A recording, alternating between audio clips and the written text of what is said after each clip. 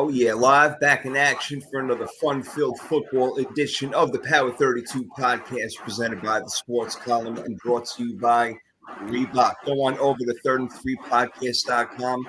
Get that holiday shopping done with great deals on new kicks, fleece hoodies, winter wear, all those freaking cool things that Reebok has got for you for the cold days ahead. Go to 33podcast.com.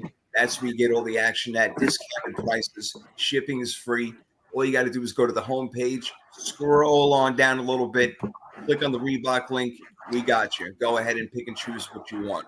All right, it is time to rock and roll. Today, Power 32, we are going through every game and picking them against the spread. Plus, we got plenty of action on and off the field to debate and discuss. And here to help me through it is some great sports talk hosts and beautiful NFL minds, starting with my man C. Henry, Carlton Henry in the house, host of the Sports Rap Podcast.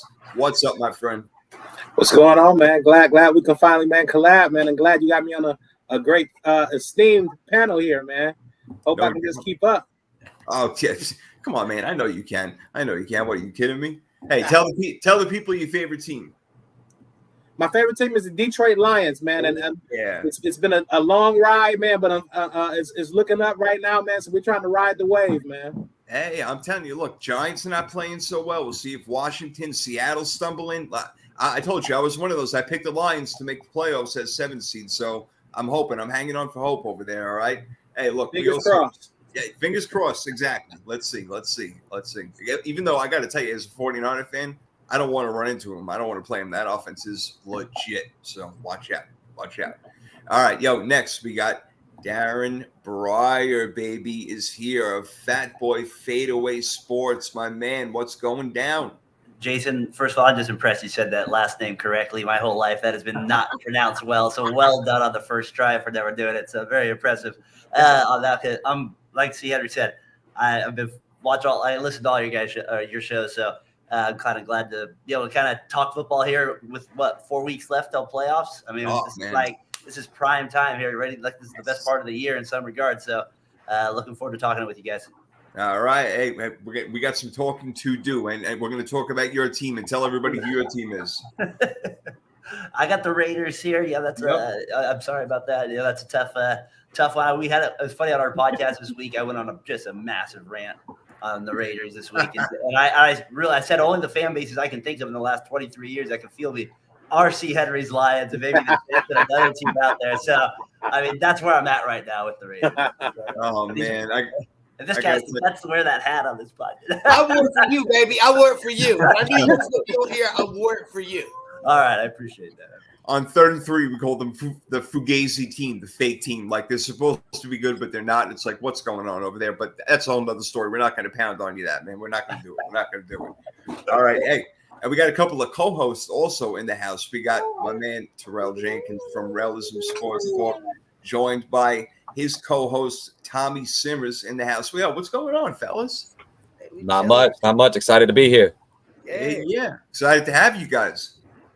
Hey, hold on, Darren. You can't talk about only Detroit Lions for your organization. I'm a Washington fan. Wow. We're the most dysfunctional, horrible organization over the past tons of years. Come on, you know what I'm saying.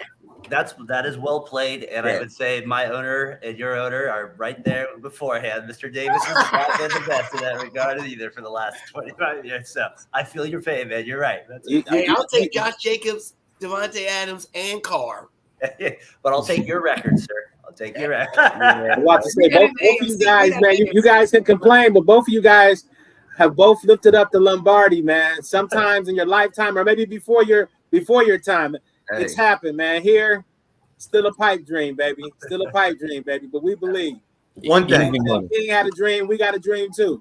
One day. The Lions are going to rule. One day. So what's up with all the Raiders? You just trying to make Darren happy? Yeah, man. When I saw that he was going to be on there, I said, let me go ahead and rock the lead for him. You know what I mean? Can't believe it. I wear different hats. I will never wear a cowboy hat. And I'll wear different lids. You know what I mean? That's sacrilegious right there. As a Broncos fan, you'll never catch me with that Raiders hat on. not ever. Tommy, you're a fan of who now? Now the Denver Broncos. That's why I'm so excited to be here. As an eliminated team, we don't have much to do besides talk. So it's our time of year. Man, we got to say what's up to Nathan, saying what's up over there in the show. Yo, thank you, my brother. What's Thank up, you. man? Yeah, he is a Cowboys fan over here, so he's got some bragging to do right now, and I understand that. That's fine. All right, yo. So we got some fun. We got a lot of shit to do on the show today. We're gonna have some good times over here.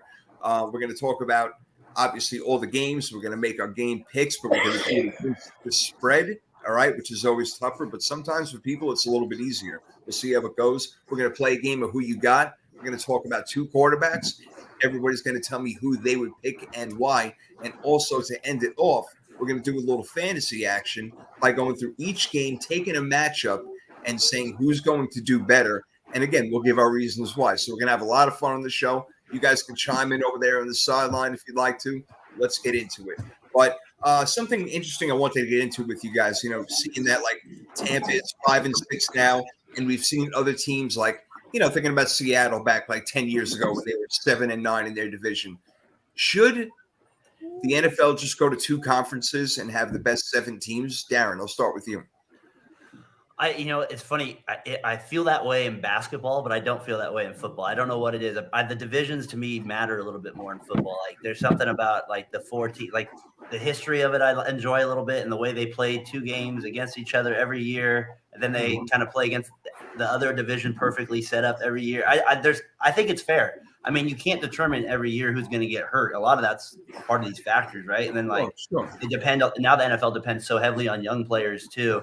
I just feel like the divisions are the core of the NFL. I wouldn't want to see them go to 2 conferences, to 2 conferences, and then straight up like that. I want to keep it divisions.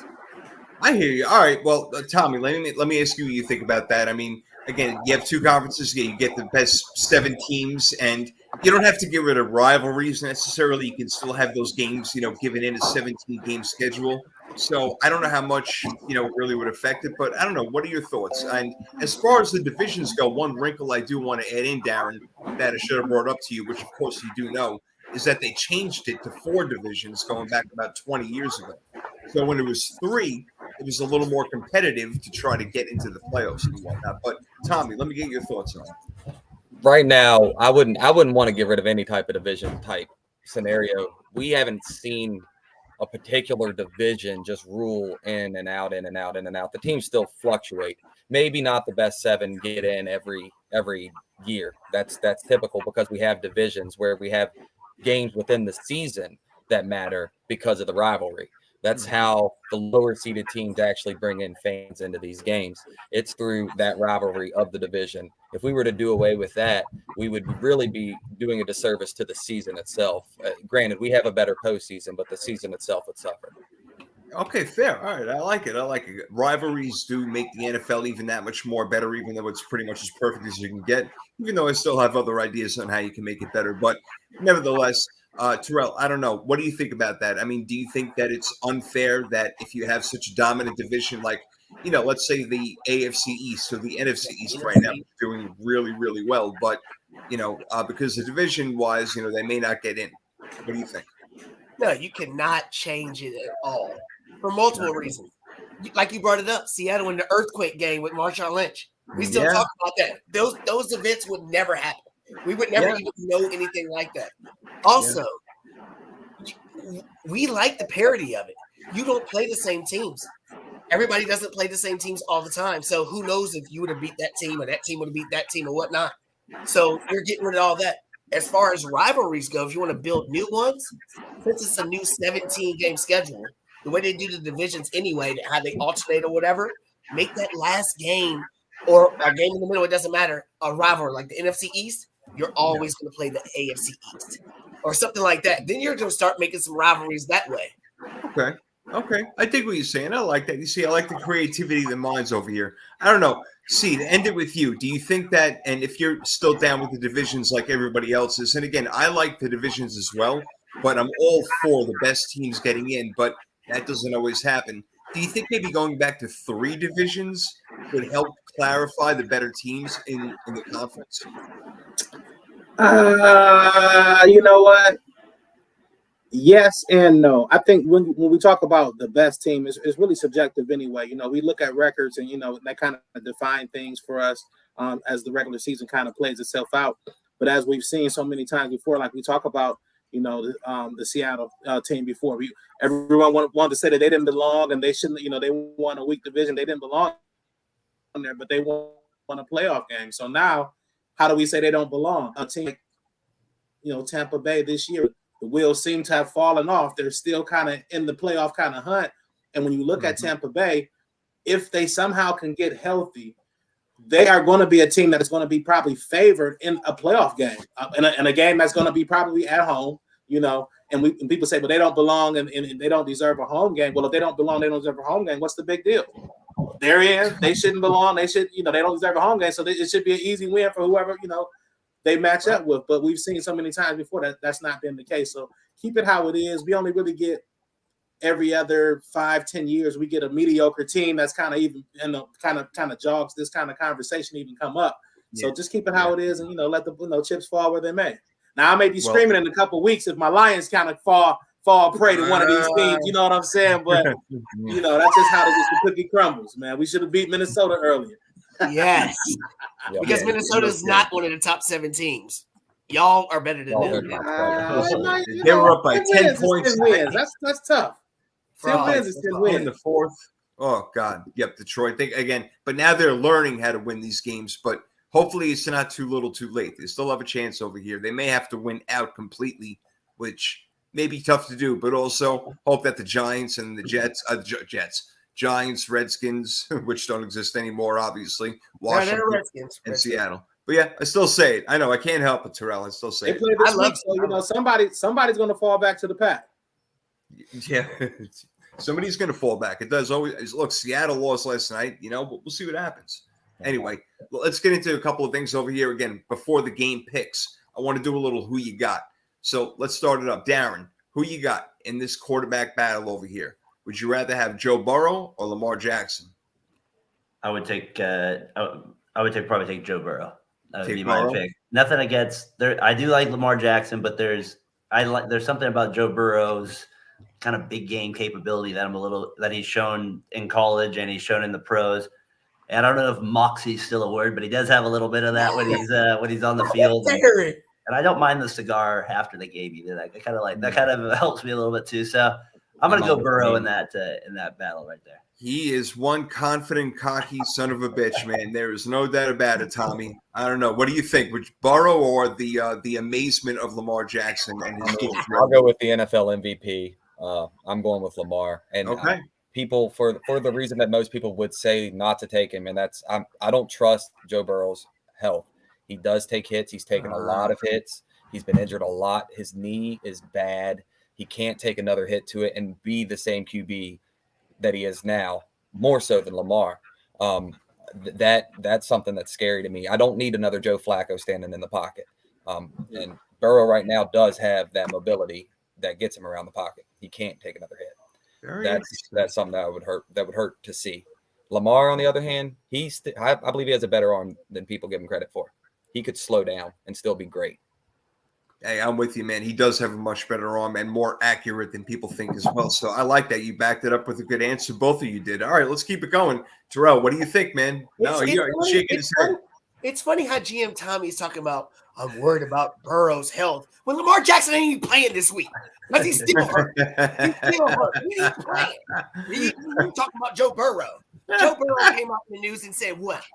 He's talking about playing Tom Brady this week. He said, I'm not better than everybody at one particular thing, but I'm right there with them at everything. Mm-hmm. Joe Burrow is the answer, hands down, period. Period. Lamar Jackson, one more hit, he's not going to get that contract. You're trying to get $200 million guaranteed. You might not get $20 million guaranteed. You keep on getting hit like that. Just saying. Man, you know what? That's real interesting right now. Yep, Lamar right now is the one that's going to be on the bench. We know he ain't playing this weekend. We'll see if he's going to play the following weekend. And Joe Burrow, is the one who's put himself in the MVP conversation, not Lamar. So I don't know if that sways your answer right there. Joe Burrow has done a lot, man. And I'm traditionally a Lamar guy, man. But right now, man, Lamar, like you said, man, is on the shelf right now. We can't talk about injuries without talking about Lamar. He's missed, I think, what I'm saying, I don't think he's played a full season, since he's been in the league. So injuries and his playing style is definitely a problem. But I would give Joe Burrow the edge right now. But, and I like the moxie and I like his abilities and all that. But it's really not about him. It's about the surrounding pieces that he has. He's got 2 top-notch receivers. He's got a much improved offensive line. He's got a very, very talented running back behind him. He's got a great offensive mind, coaching them behind the scenes, putting, plays together for him. So he's just in a better situation system-wise. He's very, very talented himself. But, I mean, he's got 2 rock stars at receiver. We haven't even seen Lamar would get a quality wide receiver. I know. It's too bad. Like, they've been relying on Rashad Bateman to come around and, be healthy and everything. But really, to rely on him, I mean, no offense to him, but come on, you got to do better than that. They got to help him out. All right. Jason, real quick, can I ask you one question, though? Of course. Because the Ravens have been known to put pieces together to win games, right? Win big games. They won with Joe Flacco, won the Super Bowl. Why is it that they haven't given anything to Lamar Jackson on the outside? Tommy was talking about how great he can throw. Is it that he can't throw, and that's why they keep giving him 45 different running backs to run?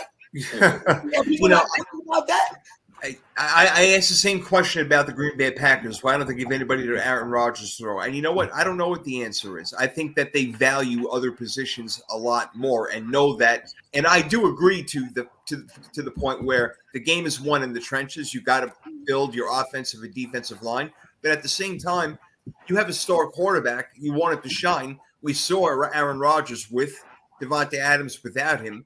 And look, all you have for Lamar Jackson is Mark Andrews, and God bless him, but he can't do everything in the entire world. So I'm with you, man. I really don't understand it. I don't. They just value other spots more. It is a weird thing. I think they took a couple receivers though in the first round though recently, that just haven't panned out. Maybe they just don't develop the receivers as well. I mean, that's part of their. They develop these other positions maybe better too with the scheme as well. Like I like Henry's point there. Like, Lamar Jackson does have that ability. Maybe we haven't seen it yet with the throwing. We just haven't seen it yet in the big game, I guess, with like Burrow did last year a little bit. Maybe that's where it's like, I need to see, you know what I mean? Like there's that, what have you done for me lately? Maybe more in my head than what Yeah. Even when you look at somebody like Brady, you know what I'm saying? He was automatically dialed in from the beginning. But when you give him a weapon like a Randy Moss, you saw his game go to a whole nother level. When you look at a Josh Allen, who's dealing with Diggs, and when you look at Justin Herbert, who's dealing with Keenan Allen and Mike Williams, I mean, you kind of need that other piece to really, really, truly unlock the quarterback. I mean, hell, you look at Jared Goff. I mean, he's got a mind riding, and pretty much nothing else, and he's playing at a different level. So you kind of need one of those guys to me to truly evaluate Lamar. But at this point, you got to give it to Joe Burrow for what he's got around him, in my opinion. Yeah, I totally get it. But I get where Tommy's coming from with Lamar. If he did have those type of weapons, and look, why doesn't he have any of the weapons look at all the great wide receivers that have been drafted in the past 3 years. When you think about Justin Jefferson and Jamar Chase and Jalen Waddle, Devonta Smith. I mean, Jameson Williams that just got drafted. All these guys, Garrett Wilson that just came out. George Pickens. I mean, there's so many guys. Why isn't Baltimore jumping on any of them? I don't understand. But they got to make a move. They really do. So, Tommy, I get your point, man. Have a little more power over there. That would help. Let me do a couple of more of these before we get to our game picks. Darren, let me start with you again. How about Tua or Dak? Man, I think I'm going to go Dak in this one. I feel like for Tua, again, with the receivers, right? Like, wow, that's a massive jump in his game. And as much as I'm not the biggest Dak fan in the world, like this, sit up here and be like, yeah, Dak's he's better than this guy. I do think he's proven a lot more than Tua has at this point, to where I got to take Dak over Tua. Dak has a better resume. There's no doubt about it. Tua is playing better this year. Is that going to project Tommy? I don't know. What do you think between these two? I'm taking Dak over Tua. You know that. From what I've been able to see, his mobility and another injury concern on Tua's side. Tua's got head issues. He's got hip problems. He's a pretty brittle quarterback. And I have questioned his arm strength. The reason that Miami's been able to be shut down, like You know, a lot of people have stated that middle of the field, once it's been shut down, it's over for him. He can't throw outside the numbers. I know Dak can hit outside the numbers, and that means more than anything. I'll take the quarterback that's got more field. Listen, you're right. You make great points. And I remember saying that on my show about 4 or 5 weeks ago. They were playing Detroit, and I'm like, listen, Detroit can score a lot of points. If they could just cover the middle of the field, they're going to be able to stop this Miami defense or offense, or at least slow them down. They didn't do that. They ended up getting crushed. They made second half adjustments in which they shut Miami down in the second half, but too little, too late. So you make a good point right there. So let me get to you two guys also. Mr. Jenkins, what do you think? Tua or Dak? We're talking about right now, right? Talking about right now. Right now. I'm going to have to go with Tua by default, only because when you look at it, what's going on? Y'all hear? Yeah, we got you. We hear you. I'm going by Tua by default because why? Yeah, since Dak's been back, they've had the number one offense and all that. But that's because of the running game. That's because of the running game and the defense setting up that offense. That defense is top 3 in the league. That running game is official. Simple as that. Dak Prescott has thrown 8 interceptions in the 7 weeks he's been back. Tua has no defense. He's got a whole bunch of retreads at running back. He has nothing to help him. Sure, he's got weapons on the outside or whatever, but defense doesn't put you in the situations to get these easy, successful scores and different things, changing the field. That's the things that happen. Dak Prescott, since he's been in the league, has been handed everything, offensive line power, Ezekiel Elliott-Young, all these different things, and never has gotten over the hump. This is the first time Tua actually has had an offensive-minded coach that actually believes in him. And he's doing things. You know, yeah, he did have the little head issue, whatever, but Dak just got hurt too. Yeah, I've been loving Tua for a while now because I remember watching him in college and he was throwing bombs. I'm like, oh, he'll be able to do that in the NFL. Give him a little bit of time. He was hurt. He was injured first year, second year. Then he got hurt for 3 games this year. But until the last couple of weeks, he's been on fire. I think they'll get it back. Mike McDaniel is creative enough for them to figure it out. Now, is Tua better than Dak overall? I'm not sure. That's a really close one. That's why I wanted to ask you guys. So, no. One thing, Jason, one thing. And you forget the past couple of weeks who he's played. He's played elite defenses. He just played your Niners. Yes. In the beginning of the game, what did he do? Touchdown, boom. Dirt field, real quick. Those are the things that he can do. That defense was just so good, and they had no running game. I had Jeff Wilson in fantasy, and he had like 2 carries. Then he got hurt. Yeah. You know what I mean? So it's like, no comeback game there. Ezekiel Elliott behind me. No comeback game there. That's for sure. Yeah. All right, C, take it home. What do you think? I'm torn, man. I was a believer of Tua, from college. I love what he's done so far this year. He's probably been a fringe MVP candidate up until the last couple of weeks. But I'm gonna tell you, man, that head injury, I think that really, really took a lot out of him for the first time in the long time. The last couple of weeks, man, he's got a little happy in the pocket, and when guys have gotten a real good shot on him or driven him into the ground, he seemed a little bit shaky, man, after that. So I think he's got a little bit of the yips. In terms of pure ability. He can throw the football with anybody. There may be some questions of can he get it out, to the sideline from the pocket under duress. I think he can, but I think that it may take him a little bit more than what it takes at the quarterbacks. When it comes to Dak, who would I rather have? I'd probably rather have Dak. I think Dak is a little bit more sturdy, even though he does have some injury concerns of his own, but he's a little bit more sturdy, has a bigger arm. And I think, I trust him a little bit more in the moment. We've seen Dak make plays with an assortment of players. We've only seen Tua make plays so far with Tyreek Hill and Jalen Waddle, 2 of the best to do it. You know what I mean? So yeah, I'm leery to kind of, crown him as of yet.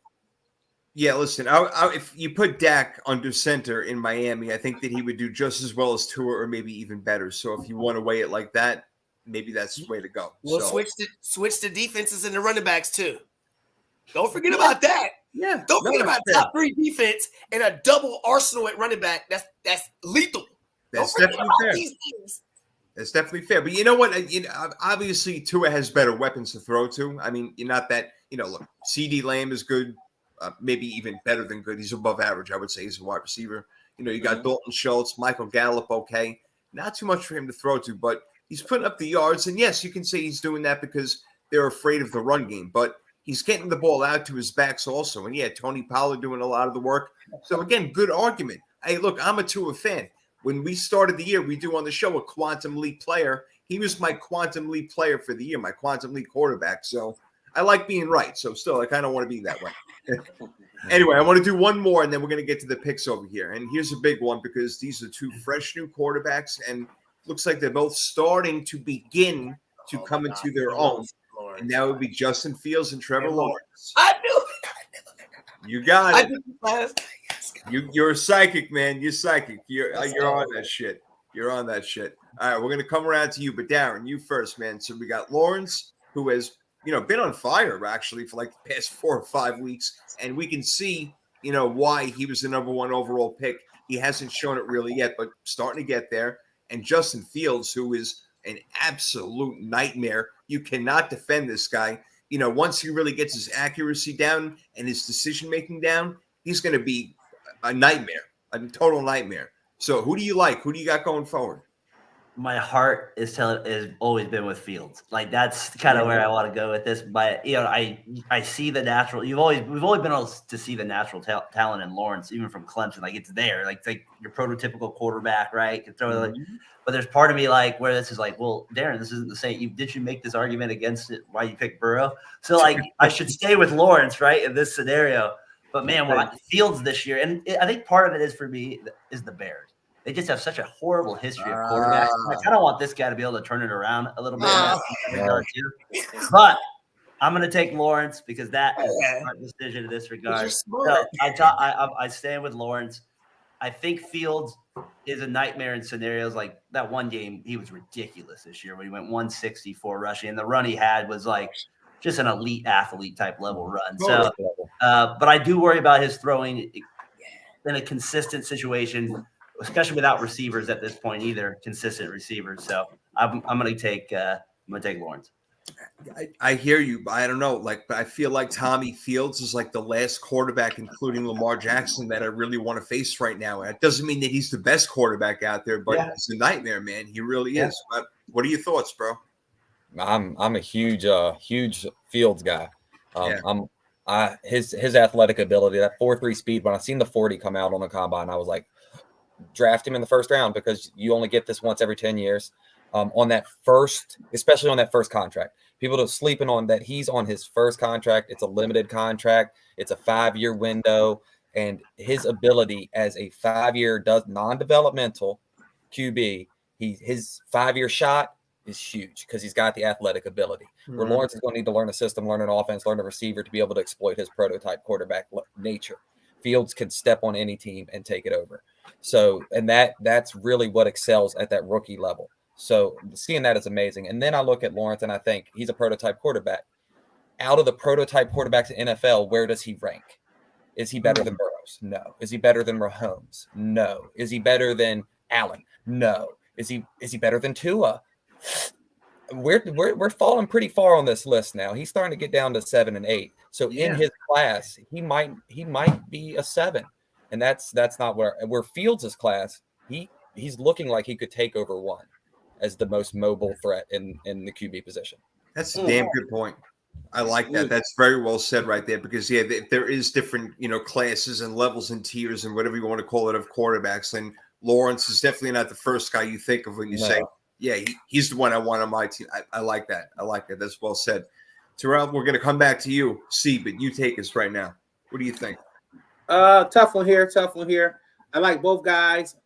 Again, I think you can kind of talk about, again, we're still trying to, figure out how they're going to play the position. They play the position a little bit, differently.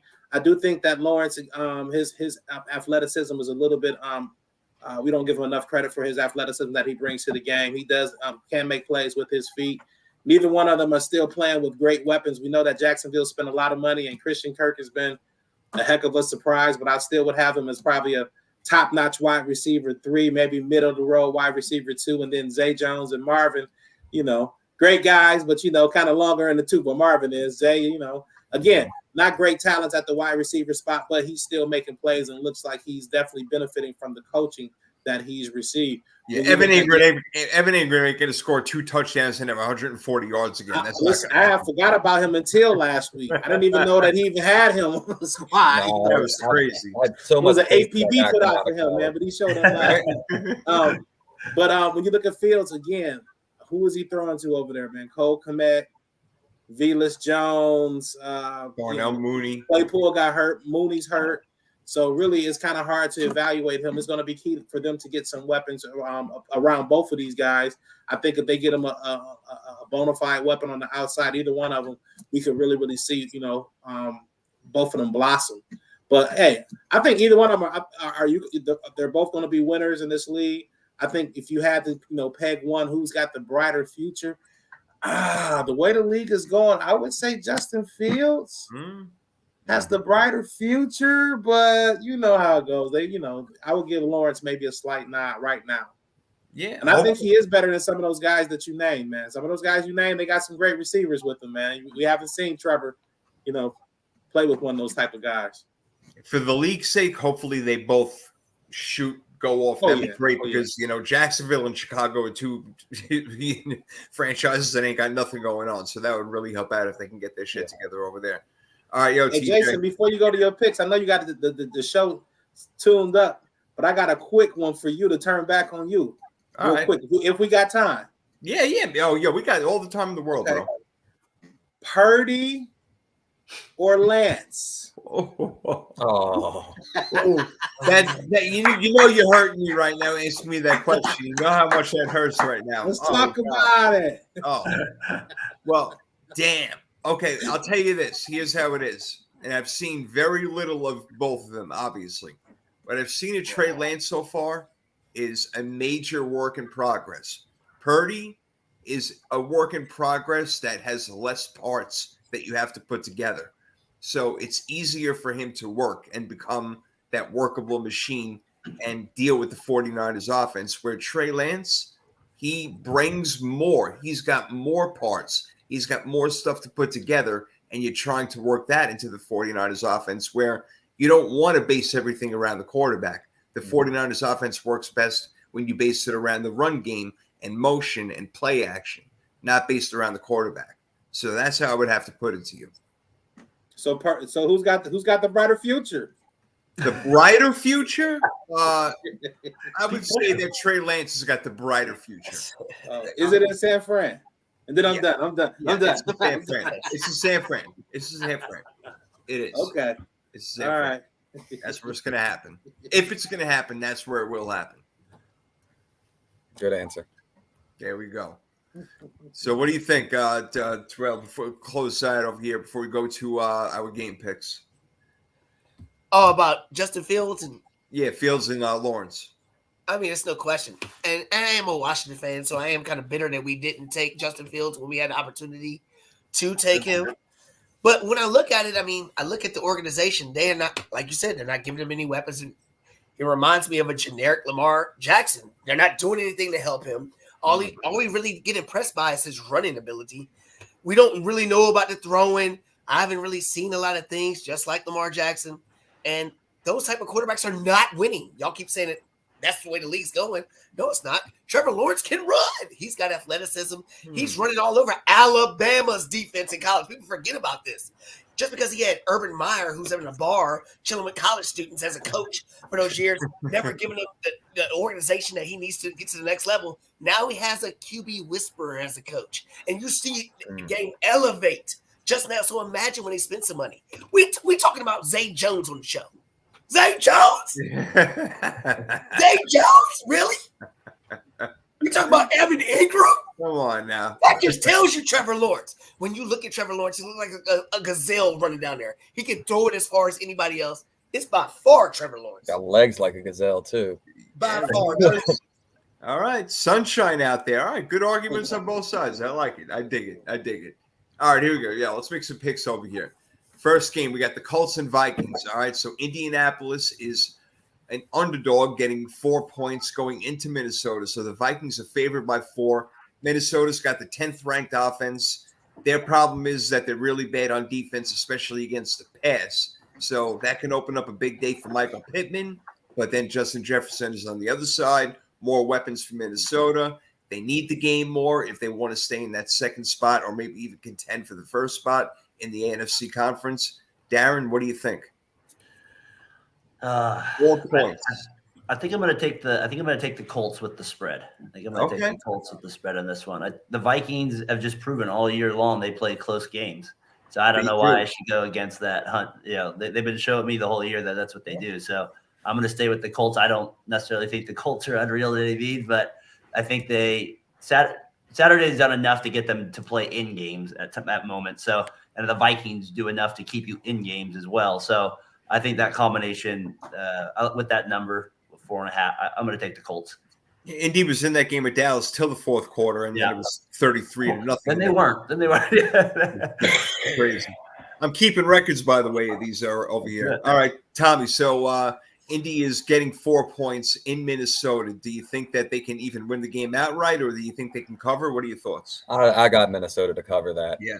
That game. They've got a game wrecker in Zadarius Smith, who's just insane, and I don't know what the Colts are going to put together at QB. I don't know how that's going to look, and I think that's really bad news for anybody going against that level of an edge. That's the number one increase for that game. I see a turnover battle, and that Minnesota wins, so that gives them the touchdown win. That's a 7-point win. Okay. All right, going for the touchdown win over there. All right, Terrell, what do you think? First and foremost, I think the Minnesota Vikings are frauds. They will be eliminated in the first round by whoever they play. Frauds.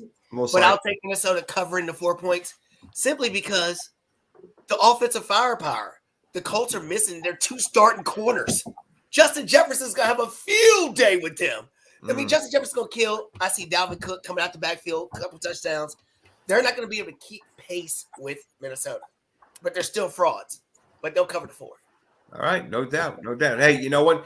Darren did say that Minnesota played, no matter what, they play really close games, and this year they're winning them. So it could be a tight game against Indianapolis. It could be, even though their record is, 4-8-1 right now? I don't know. See, what do you think? Well, Minnesota just got blew out last week by the Detroit Lions, so let's keep that in mind. Anyhow, they definitely been playing a lot of one-score games. I think that this could possibly be a one-score game, but, like Terrell said, I think it's going to be hard for the Colts to keep up in this game. Matt Ryan's going to be playing. Maybe you have an inspirational game from Jonathan Taylor, but I think it's just going to be hard for them to keep up. But I think the Vikings cover. I see 27-20, man, Vikings. Yeah. All right. I think the Vikings are going to cover this one also because I think that Minnesota will have a hard time scoring points. I think they're going to try the run game out, and I think they'll have some success with it for a while, but halftime adjustments will be made. They'll stack up the box. Michael Pittman could hurt them a little bit, but Minnesota, too much firepower. I think they'll take the game. Give me 27-17 kind of score. So I think Minnesota will cover. So you go in Lone Ranger on this one here, Darren. That's right. I get the advantage if they win. That's right. Stand strong, man. Stand strong. All right. Now we got the Ravens and the Browns. All right. So the Browns, all right, -3 in this game. They're favored, actually. Why? Because Tyler Huntley is in the game. So Baltimore is 8th on defense, surprisingly. You would think that they'd be a lot worse than that, but they've been playing better. Again, no Lamar in this game. And Deshaun Watson has not been playing like Deshaun Watson that we have known to see over the past 3-4 seasons. Is it going to get it back together this season? This game, is the question. So the Browns, -3. The Ravens getting 3 going into Cleveland. What do you think happens here, Darren? I'm going to take the road team again. And this was a tough one for me. I thought that when we were going, this was a really hard one because I was like, I could see a scenario where the Ravens do nothing again on offense and the Browns get, just a couple scores there. And the weird thing about the Ravens is that it feels like they lost the last 2 games. It doesn't even feel like they won them. You know what I mean? It's like I kind of count them as losses. I'm like they're 9-4. What happened? Yes. It's kind of a weird deal. I agree. I know. How are they 9-4? And they actually are still percentage points over the Bengals right now, leading the division. But I do like their run. I know, there's Chubb's obviously to me.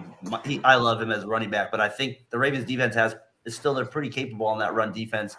And I don't know, I'm going to take the Ravens in the spread in this one. You're giving me points with them. That's where I'm going to take them. Yeah, look, Huntley is not a bad player, and J.K. Dobbins is back in the lineup right now, so it's going to be the J.K. Dobbins show, over there for Baltimore, I would imagine, in this game, Tommy. I don't know. What do you think happens here? This is another close one with Cleveland. 3 points. I'm going to take Ravens and the spread because I do like the Ravens to win this. I agree with the J.K. Dobbins comment. It's going to be a heavy pound game, and I don't think Cleveland can put it together with the addition of Roquan Smith. Loved watching Hamilton play. He was my favorite safety coming out the draft. He was looking horrible, and then they got this general in the middle of the field, and the entire secondary lit up, and it's really helped the Ravens cover the entire field. Just that one guy plugging the hole. He reminds me of Kuechly, sideline to sideline, every gap. They just don't worry about the second level anymore, and that's going to kill the Browns.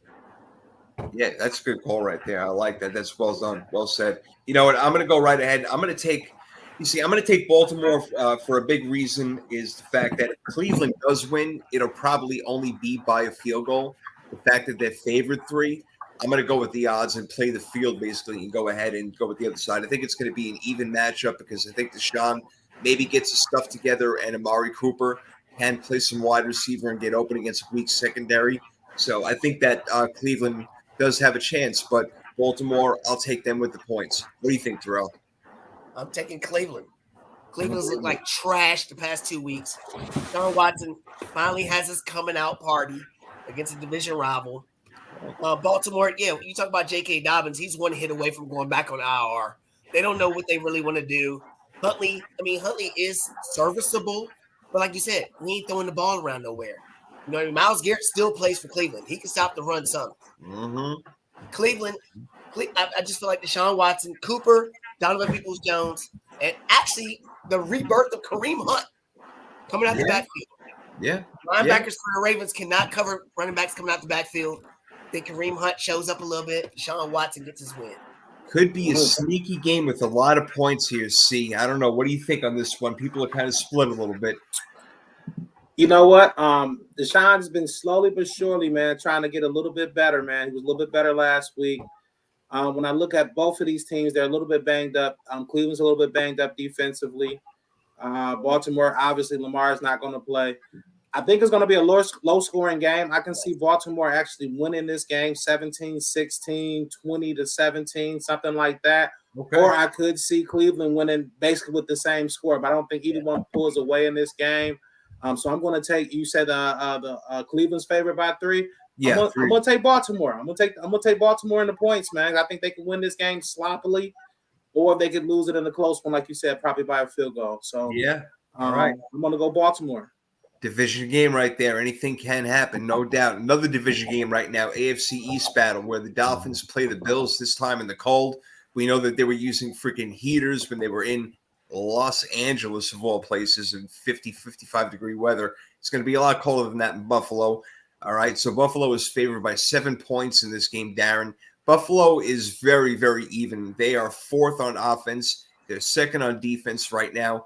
Miami's got a very good offense, as we know, but their defense is tough. It is not as tough as we thought. Excuse me. They were better in the beginning of the year, but they've been falling off lately, letting up a lot of points in a lot of different ways. So I don't trust that defense, and it's a lot of points, but I think the Bills can handle it, and I think they're going to really give Miami a beatdown this time.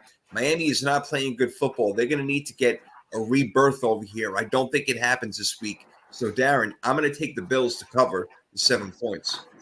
I'm going to roll with you on that one. The reason being is I'm with you. I think they can cover the 7. I think they'll win by 10. That's what I have them winning 30-20. That's what I had before. So I'm going to stick with that.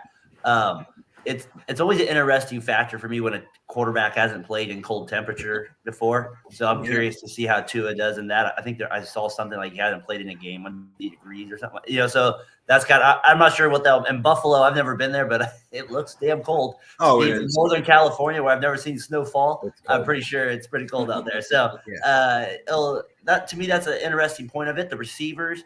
Can they get off in that? So I'm going to take the Bills. I trust. They haven't been playing spectacular, I feel like, even though they've been winning. So I could see them kind of slipping up here a little bit too and let Miami hang in the game. But I'm going to just go with my instinct and take the Bills by 10. So I'm going to have them covering.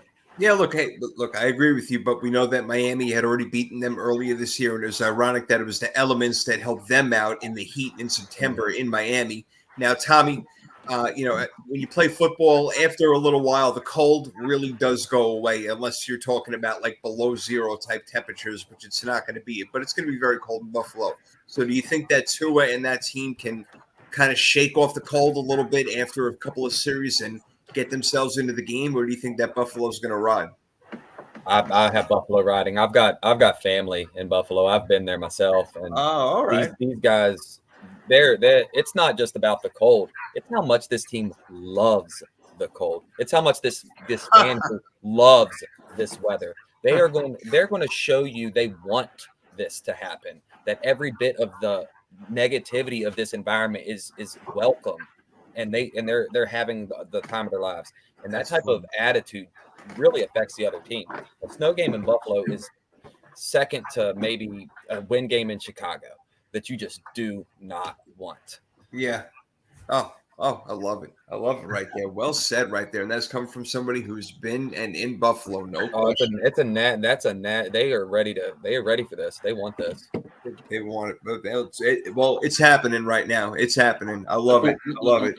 All right. What do you say, Terrell? I agree completely. I mean, like Tommy said, the fan base triggers the team. I mean, you got Bills Mafia. I mean, your fan base is Bills Mafia. That's something right there. That's going to get you hyped up. You're ready. And the one game that they moved to Detroit with all the snow, I bet you the fans would have wanted the game to still be played there, and they would have had their shirts off, ready to go in all that snow. That kind of mindset. I know Waddle with the penguin and all that. Penguins like the cold, but they're not going to like this cold. Bills come easy. All right. Heavy spread over here against Miami. It was a good football team, but they've fumbled the past couple of games over here, so we're all liking Buffalo covering 7 points. Are you with us? I'm gonna tell you, man. I'm gonna go against the grain here, man. I think this is one of those funny games. These are one of those funny games, man. And this is where this is a parlay buster, man. I'm gonna take Miami with the points, and here's why. Buffalo, the weather. Everyone's talking about the weather, but as a guy who's regularly in cold weather, Buffalo does not profile as your typical cold weather team. They are a very, very finesse team. They're not a team who's trying to run it down your throat 30 and 40 times and really, really pound it and take advantage of this weather. You know what I mean? They're going to try to fling it 30, 40 times. So if there's some inclement weather, it could affect them in a negative way as well. Do they trust Singletary? Do they trust who's the other guy? James Cook out there. You know what I mean? Are they going to continue to put Josh Allen, at risk and use him as basically their number one running back? So I think that Miami plays them twice a year. This is a must-win for Miami. I'm not going to say they're going to win the game, but I think that they can keep it close. They know them pretty well. And then, again, they want to get the ball into the hands of Tyreek Hill, just like Josh Allen wants to get the ball into Stephon Diggs' hands. So it's going to be interesting to see. I think this is not going to be the biggest shootout that everyone thinks it's going to be. It really depends on the track. I think if it's cold, that's cool. But if it's not really a snow field, and Tyreek can really move around and Jalen can really move around like they want to, I think they can keep it close. Hey, see, I think one of the better points that you made real quick before we move on to the next game is the fact that Buffalo playing in the weather as well, whether it's snowing, windy, cold, all that. Because if you go back to last year when they played New England in that crazy game where New England ran the ball and only threw it, 2 or 3 times and ended up beating Buffalo. Buffalo was not ready for that game either. It wasn't like New England was some sort of juggernaut. So you're right. They have to play well in the cold weather as well. So I like that point. And you know what? You stood tall and you went with Miami on that one. Good for you. Good for you. On the 7, let me be clear. Yeah, I'm right. Exactly. With the spread. Of course. Yeah, because the spread Miami ain't got no running backs to compete with Stevenson. See, Fraheem. I think this is a sneaky game for McDaniels because he kind of helped coordinate that offense out there in San Francisco, and they've been known for a strong running game. The offensive line clearly isn't the same here, but hey, they kind of, when you look at San Francisco, they're kind of built for that muddying type of style. You know what I mean? If you look for a cold weather team, San Francisco kind of embodies that, even though it's in Frisco. So maybe McDaniels can kind of resurrect that this week, and let's see what Miami has to offer. Gonna find out. You saw the shirt he had on, right? I wish you were colder. Yeah, I know. He was hyped up. He was hyped. I wish it was colder. Oh man, McDaniels. Well, his players like him, so he's doing something right over there. But yeah, they got to get back on track. No question. No question. All right, NFC South matchup: the Atlanta Falcons and the New Orleans Saints. So the Saints are favored by 4 points in this game. Desmond Ridder is coming in for Atlanta to play quarterback. Darren, what happens here? I'm going to take the Saints in this one. I really have no good reason for taking them either. I think I'm going to just take the Saints in this. I wish I had like a really special reason to give it to you. It's just like rookie quarterback. Dennis Allen, as much as I think he should get fired at the end of this season, I'm going to give him a little faith as a defensive coordinator here against a rookie quarterback. And I'm going to give the Saints – I'm going to go with the Saints here, and I don't feel that great about it, people. Yeah, this one's a tough game to pick right here. Really tough game to pick. I mean, again, divisional matchup. You are getting a rookie quarterback for Atlanta. That means they're probably going to run the ball a whole lot. Bad quarterback for the Saints. Just kidding. The Saints, look, they are, still like a veteran type team. They do have a very good defense. So going against a rookie quarterback, Tommy, I think they may be able to take care of him. What are your thoughts? I think Lattimore has a chance to play. Okay. And that's the last piece of the puzzle for their defense. If he's on the field, this game could be a blowout. Ritter's not ready for the NFL game. We'll find that out really quick in this game. I didn't like him coming out the draft. Couldn't believe Atlanta took him. And I think he's going to cost them a shot to win a game, which is kind of what they want. At this point in the season, when you take a quarterback that's not ready and you throw him in versus a defense like the Saints, you can't tell me it's not tanking. So Atlanta will get what they want today, and they'll go ahead and lose this game. Right, because they're actually in the running in the terrible division in the NFC South. They don't want to win. Yeah, they don't want to win. They don't, because they know that they can't compete in the playoffs. Even if they got there, they have no shot. So, yeah, that they are tanking. You're absolutely right about that. Desmond Ridder. Well, here you go. All right, what are your thoughts on this game, Terrell, over here with the Falcons? They are getting 4 points against the New Orleans Saints in New Orleans. Yeah, you're going to give away those points. I agree exactly what Tommy said. Look at the real team, the real people on the Falcons are the young guys. You know what I mean? You're thinking about Drake London. You think about Kyle Pitts. You think about these guys. With the Saints, like Darren said, the coach knows he's in hot water. Andy Dalton, who I have to start in fantasy playoffs. You know what I mean? He's one step away from never playing again. Jameis Winston, they don't know what they're going to do. They still have Alvin Kamara. Yeah. Still have him and that defense. They cover. And they can still win the division. They're one game away. Because the Bucs are crazy. Yeah. Very true. Yeah, they should have won that game against Tampa, but they couldn't pull that one out 16-3 with only a couple of minutes left. Still got another one left. Oh, crazy. Unbelievable game. But I'm going to go with New Orleans also. I think they cover. I think that the defense probably gets a couple of interceptions, maybe one for a touchdown, and that's the way that they'll cover, winning by about 7 to 10 points. So I like the 4. What do you think, Sing? Strangely enough, this game has some type of playoff implications somehow. I want to call it the toilet go home bowl, but it has some type of playoff implications, so I can't overlook it. Desmond Ridder, I mean, I don't know, man. I mean, Mariota got hurt, and then they put him on IR, and then he left. So I don't even know. Yeah. They had to put him in there, didn't they? I mean, the quarterback just man, I ain't even. They calling him, you know what I'm saying? He not answering. I'm out. No text. They talk about no call, no show on Wednesday. You know, right? That's 2 points. That's 2 points. Airplane mode. But I don't think I think he has the potential to be a good player, Ridder, that is. But they kind of have to see what they have in him, because when you take him, he got taken in the 3rd round. You're really not married to a 3rd round pick, and then if they're going to be possibly in the quarterback sweepstakes this year or next. You want to see what you have in them. So let's throw them out there and see what happens. And, this is somewhat of a rivalry game, a divisional game. Sure. The Falcons and the Saints truly hate each other. I'm hoping for Jameis somehow in this game. I don't know what has to happen for Jameis to get out here on the field. Oh, man. You got me. I need Jameis. Maybe come on, see? I forgot you got Dalton. I'm sorry. I'm sorry. Oh, man, listen. Nowhere in my mind did I think that anybody would have Andy Dalton in a fantasy playoff. So just that you're even in it and have to do that is a testament to your skill level, sir. So great, kudos to you. But yeah, I do win rings. You know what I'm saying? Okay. I'm gonna go with the Saints. Give me the Saints, man. And All right. but the 4 though, can they win by 4? Give me the Saints, man. Give me the Saints. Is DeMario Davis playing? As far as I know, he is, Okay. but So I far. can't guarantee it. I think We'll give him 4, man. The Saints.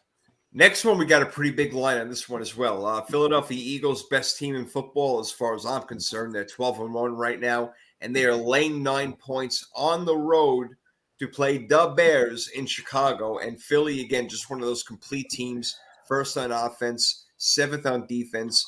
Yeah, Justin Fields brings that whole amazing dynamic, but Philly is very fast when it comes to the linebackers going east to west, and even the corner nickel coming up. Philly can score a whole bunch of points.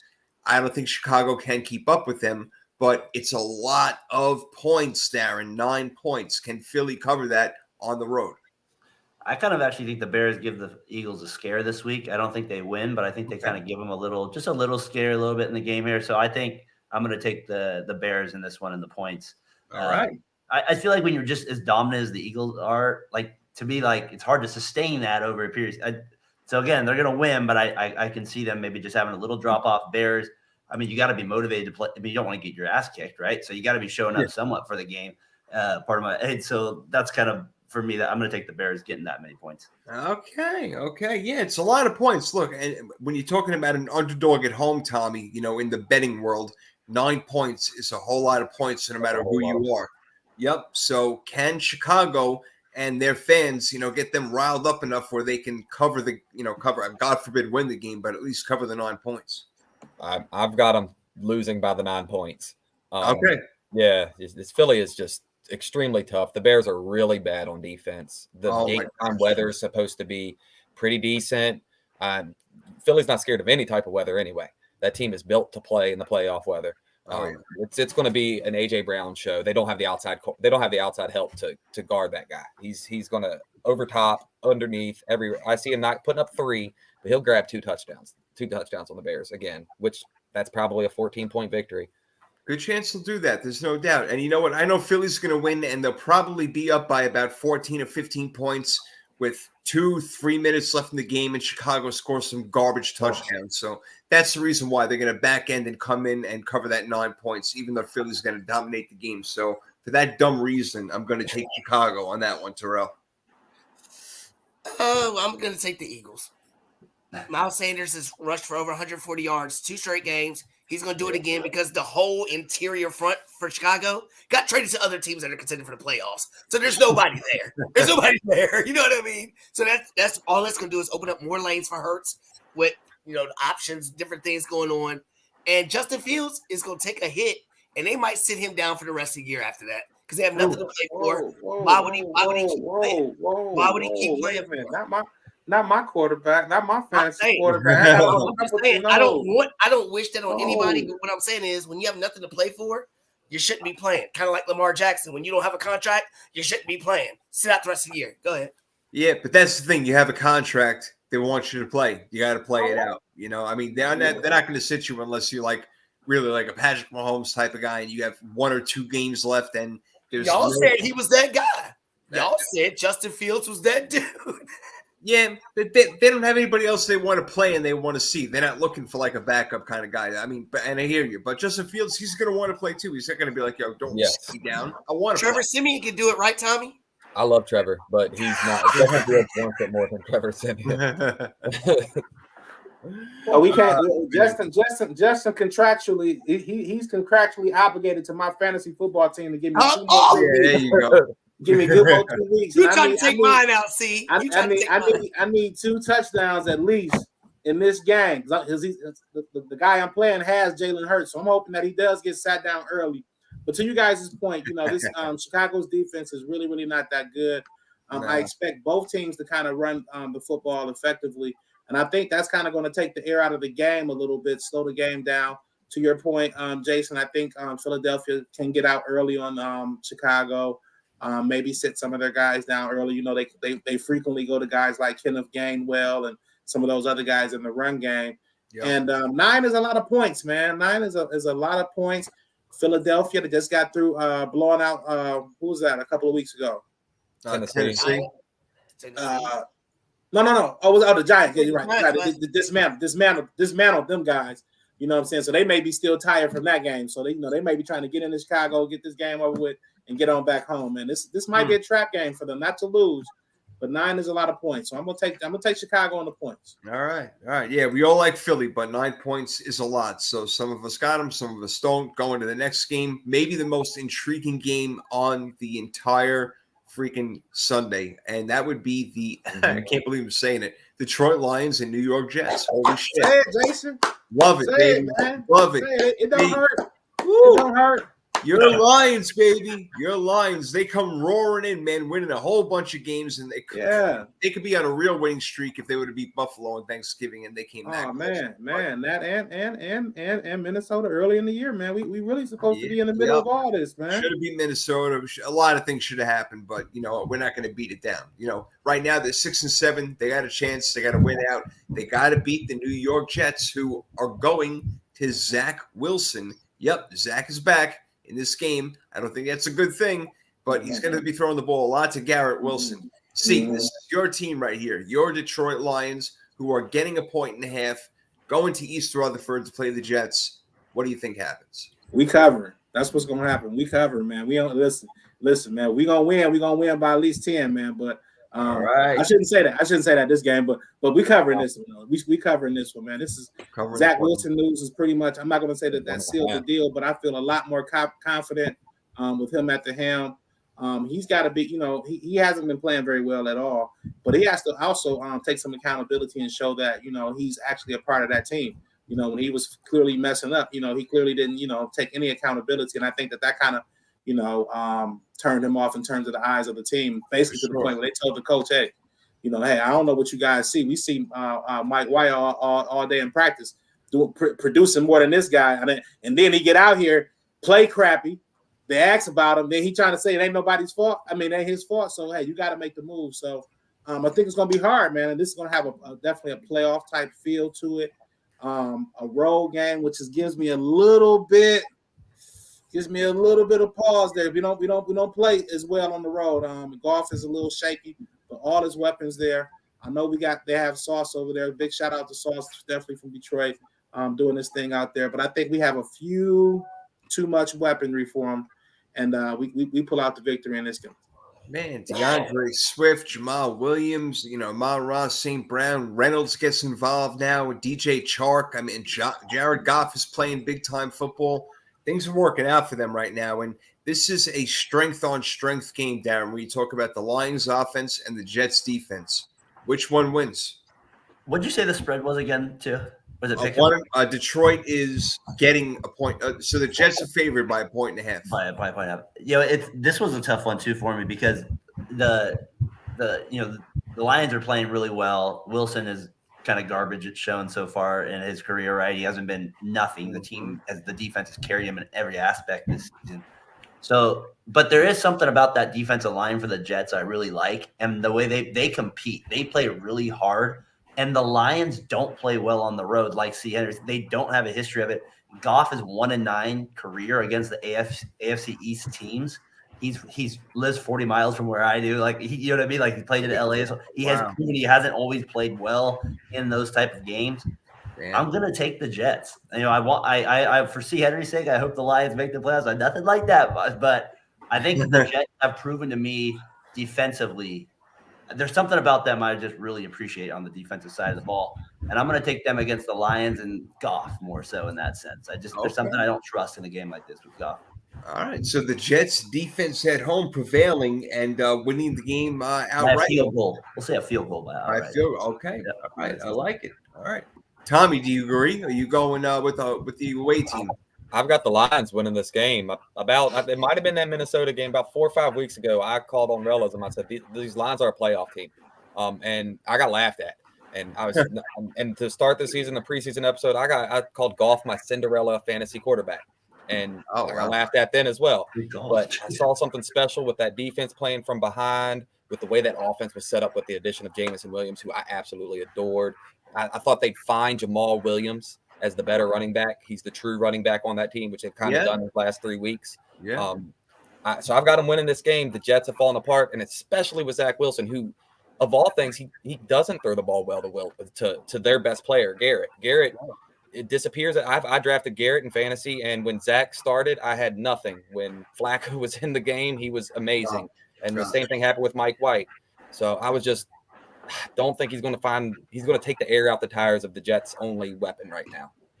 Okay. Wilson's not coming in this game expecting the ball. I like it. Well said. Well done right there. Yep. And Chris chiming in over here. The Lions should finish at 9-8. Well, I think they're going to need 10 wins to get in, but neither here nor there. In this game, I did pick Detroit to win the game outright, so I do believe that they will go ahead and cover with the 1.5. So let me see. Yeah, Terrell, you got to make the final pick on this one. I've gone back and forth with this so many times. And ultimately, because, I hate Zach Wilson. He doesn't, like Tommy said, he does not throw it to their best wide receiver. Corey Davis is out, so that was his guy. But I just can't get past Detroit Lions. They score all these points.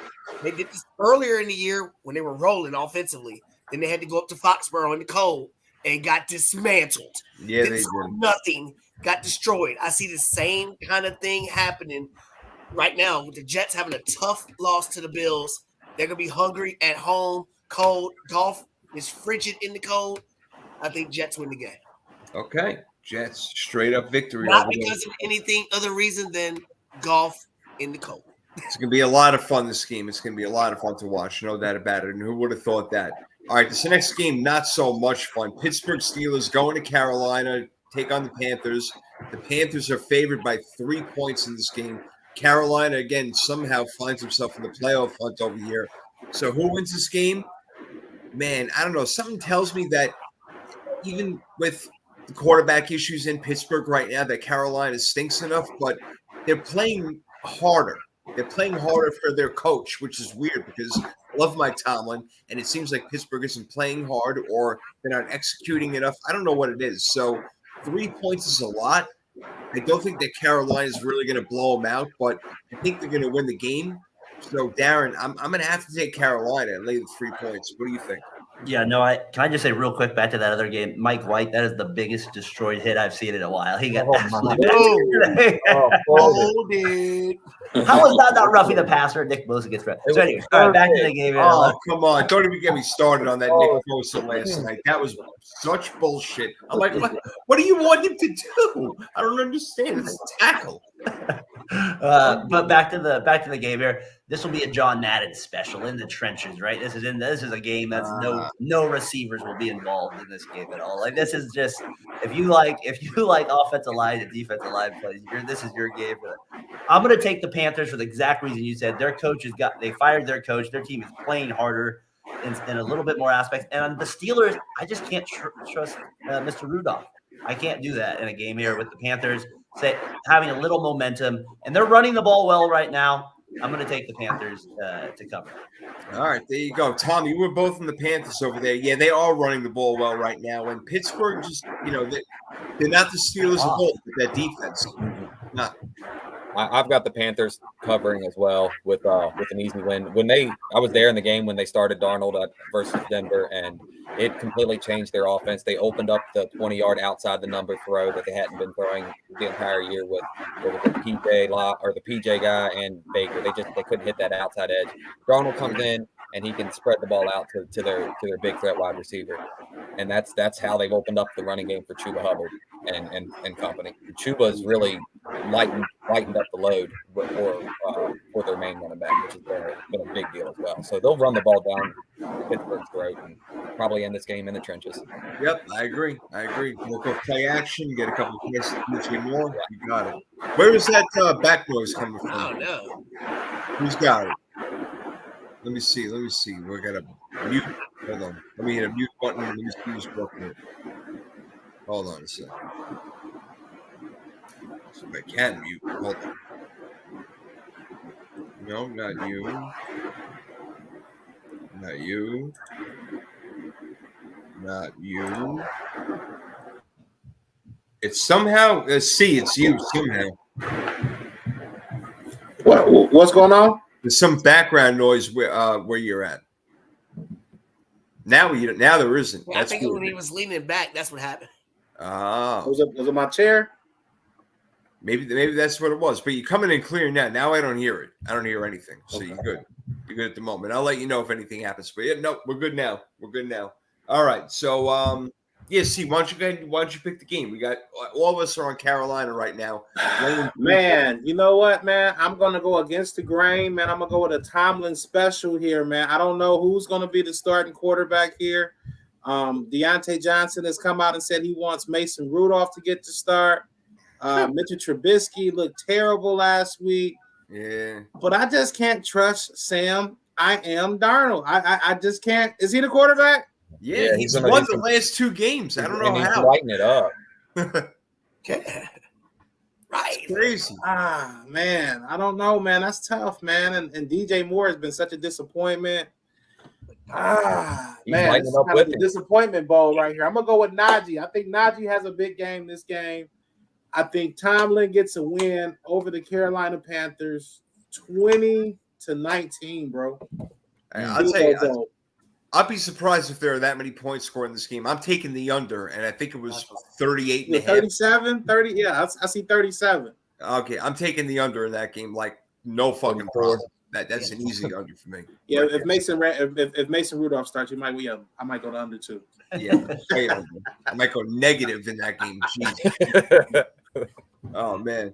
All right, Terrell, what do you think? You take us home with this game. I agree. I think it's Carolina.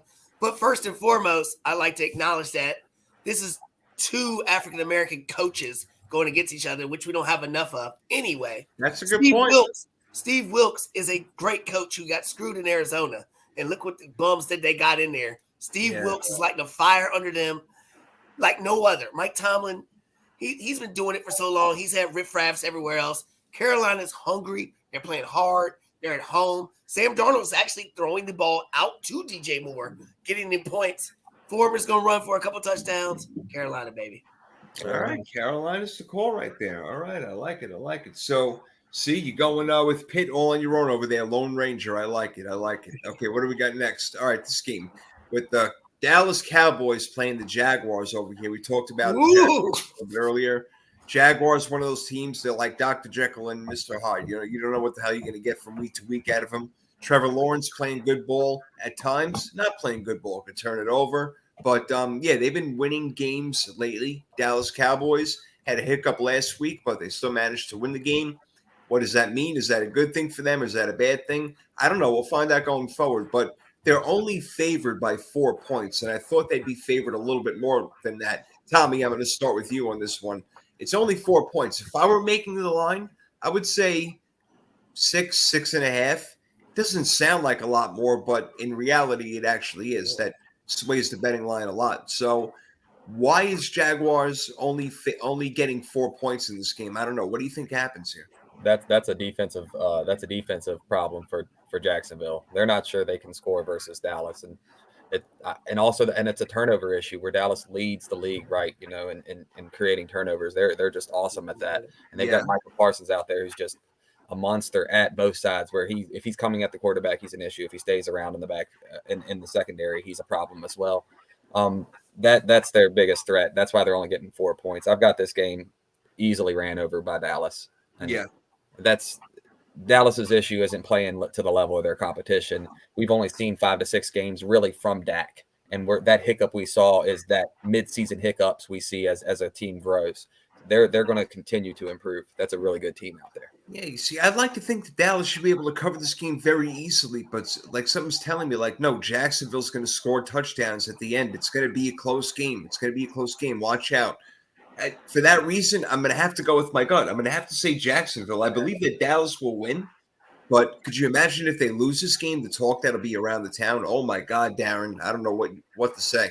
Damn. What do you think? It was interesting. Before this game even was, it was even on the books. Like even before the games were played last Sunday, Dallas was favored by 5.5 going into it. So I think partially because Dallas played such a close game against the Texans, and then the Jaguars looked so good against the Titans. I think that's why it got betted down a little bit lower. Sure. I think, to me, with that being said, I'm going to take Dallas in that point, because I think I'm getting a little bit more point. Like you said, it should be maybe 6, and I'm getting it at 4 or 4.5. So right. And the Jaguars, they did play a good game against the Titans. Can they do that again? I don't know. So I'm going to take Dallas in a situation like that with that point number.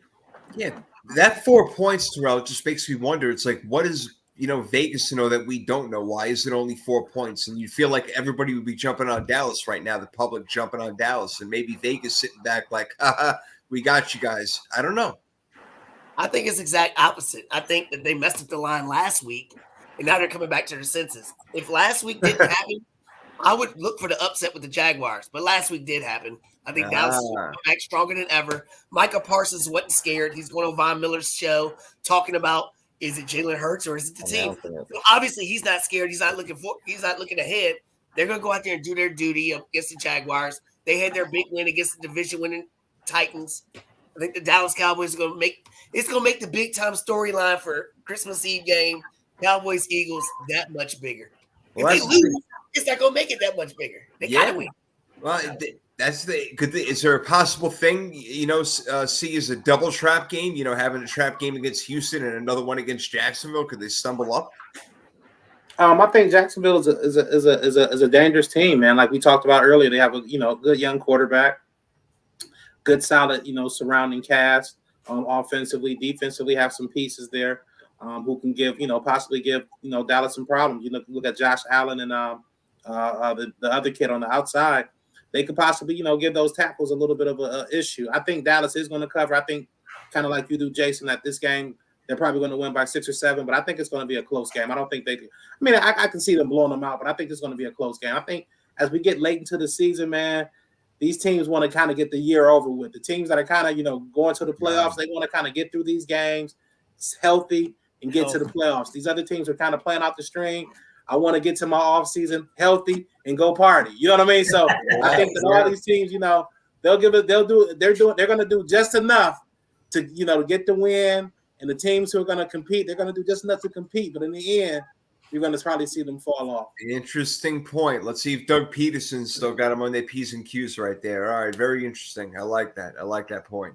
All right, let's go to huge spread, the biggest one of the week, and that would be the Kansas City Chiefs on the road taking on the Houston Texans, who are 1-12-1. What an awful, god-awful record. Kansas City second on offense. They need to fix their defense, but I don't think they have too much to worry about in this game against Houston. They're going to be up by so much. All they got to do is rush 3 and drop 8, and they'll be perfectly fine. Bend, don't break type of defense. They should win this game 35-14 tops, 41-17. I don't know, but whatever it is, it'll be enough to cover, in my opinion. So, C, let me go to you first, man. I think the Chiefs cover the 14, no problem. I normally don't like these big spreads, but in this case, though, I think they definitely do cover. I definitely can see them probably, again, rushing their starters probably late in the third, early in the fourth quarter if it gets out of hand, and maybe the Texans maybe score a late touchdown. But I think they're going to be – who are they starting at quarterback? Kyle Allen, I believe. Okay, yeah. Yes, yeah. Easily. Yeah. KC covered. KC covers. KC covers. End of story. Kyle Allen in, KC covers. Done deal. I like the way you think. I mean, yeah, you know what? That could be the only thing that's scary, Terrell, is that, they get up by so much in the third quarter that they put in all their backups, and the final score is, 35 to, 25 or something like that. Something stupid. Exactly. That's exactly right. Sorry about that. That was Kyle Allen was a former Washington quarterback. That's how bad we are. Anyway, I can't get that. Yes, they should cover. They should easily cover. I mean, Pierce is out. Cooks ain't playing. Right. We got Kyle Allen at quarterback. They're ready to get the number 1 pick in the draft and move on from there. You know what I'm saying? Yes. Going through the motions, like C said. We try to, hey, don't mess with my golf swing. They're going to go out there playing like they played in the Pro Bowl. Two-hand touch. We try to do stuff. Yeah, Chiefs cover. Chiefs cover. All right. Tommy, you think the same thing? Chiefs cover that big spread? I don't have the Chiefs covering the big spread. Oh, okay. A lot on the road. That's 17. We got three points just for having home field. So that's a huge ask for the Chiefs to do. Plus, they just let Denver they lit Denver. Denver was enabled to Denver to light them up, and I just can't see them stopping Houston for less than 21 after Denver put over 21 on them. Even with Kyle Allen, it's not a very good chance of that. So the Chiefs would have to score in the 40s to make that spread, and I don't think that's going to happen. Okay. Okay, that's what I was talking about a little bit earlier. Maybe they can score because again, Kansas City does not have a great defense. They need to. What's wrong with 28-10? Right. Can they I don't score think they 10? can stop. They can't hold a team to 10 points. Oh can't man, hold it. my man hurt, right? Points. Damon Pierce he's out, right? Yeah, he is out. No, they cover. They cover. Let's see, Darren. What do you think on the situation? I kind of would like the Texans more in a road game in this situation than I do at home. I think the Chiefs come in focused after that performance last week against Denver, and I think they end up scoring 35 points, and the Texans can't get. Maybe they get 17 or something like that, but I don't think they cover. I just don't think the Texans are. I mean, they're crap. I've been to.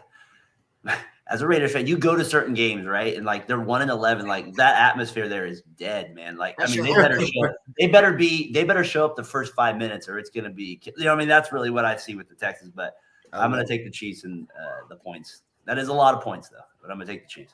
All right. Yep, it is a lot of points. Okay. This one Jason, not real quick, real quick, if you don't mind.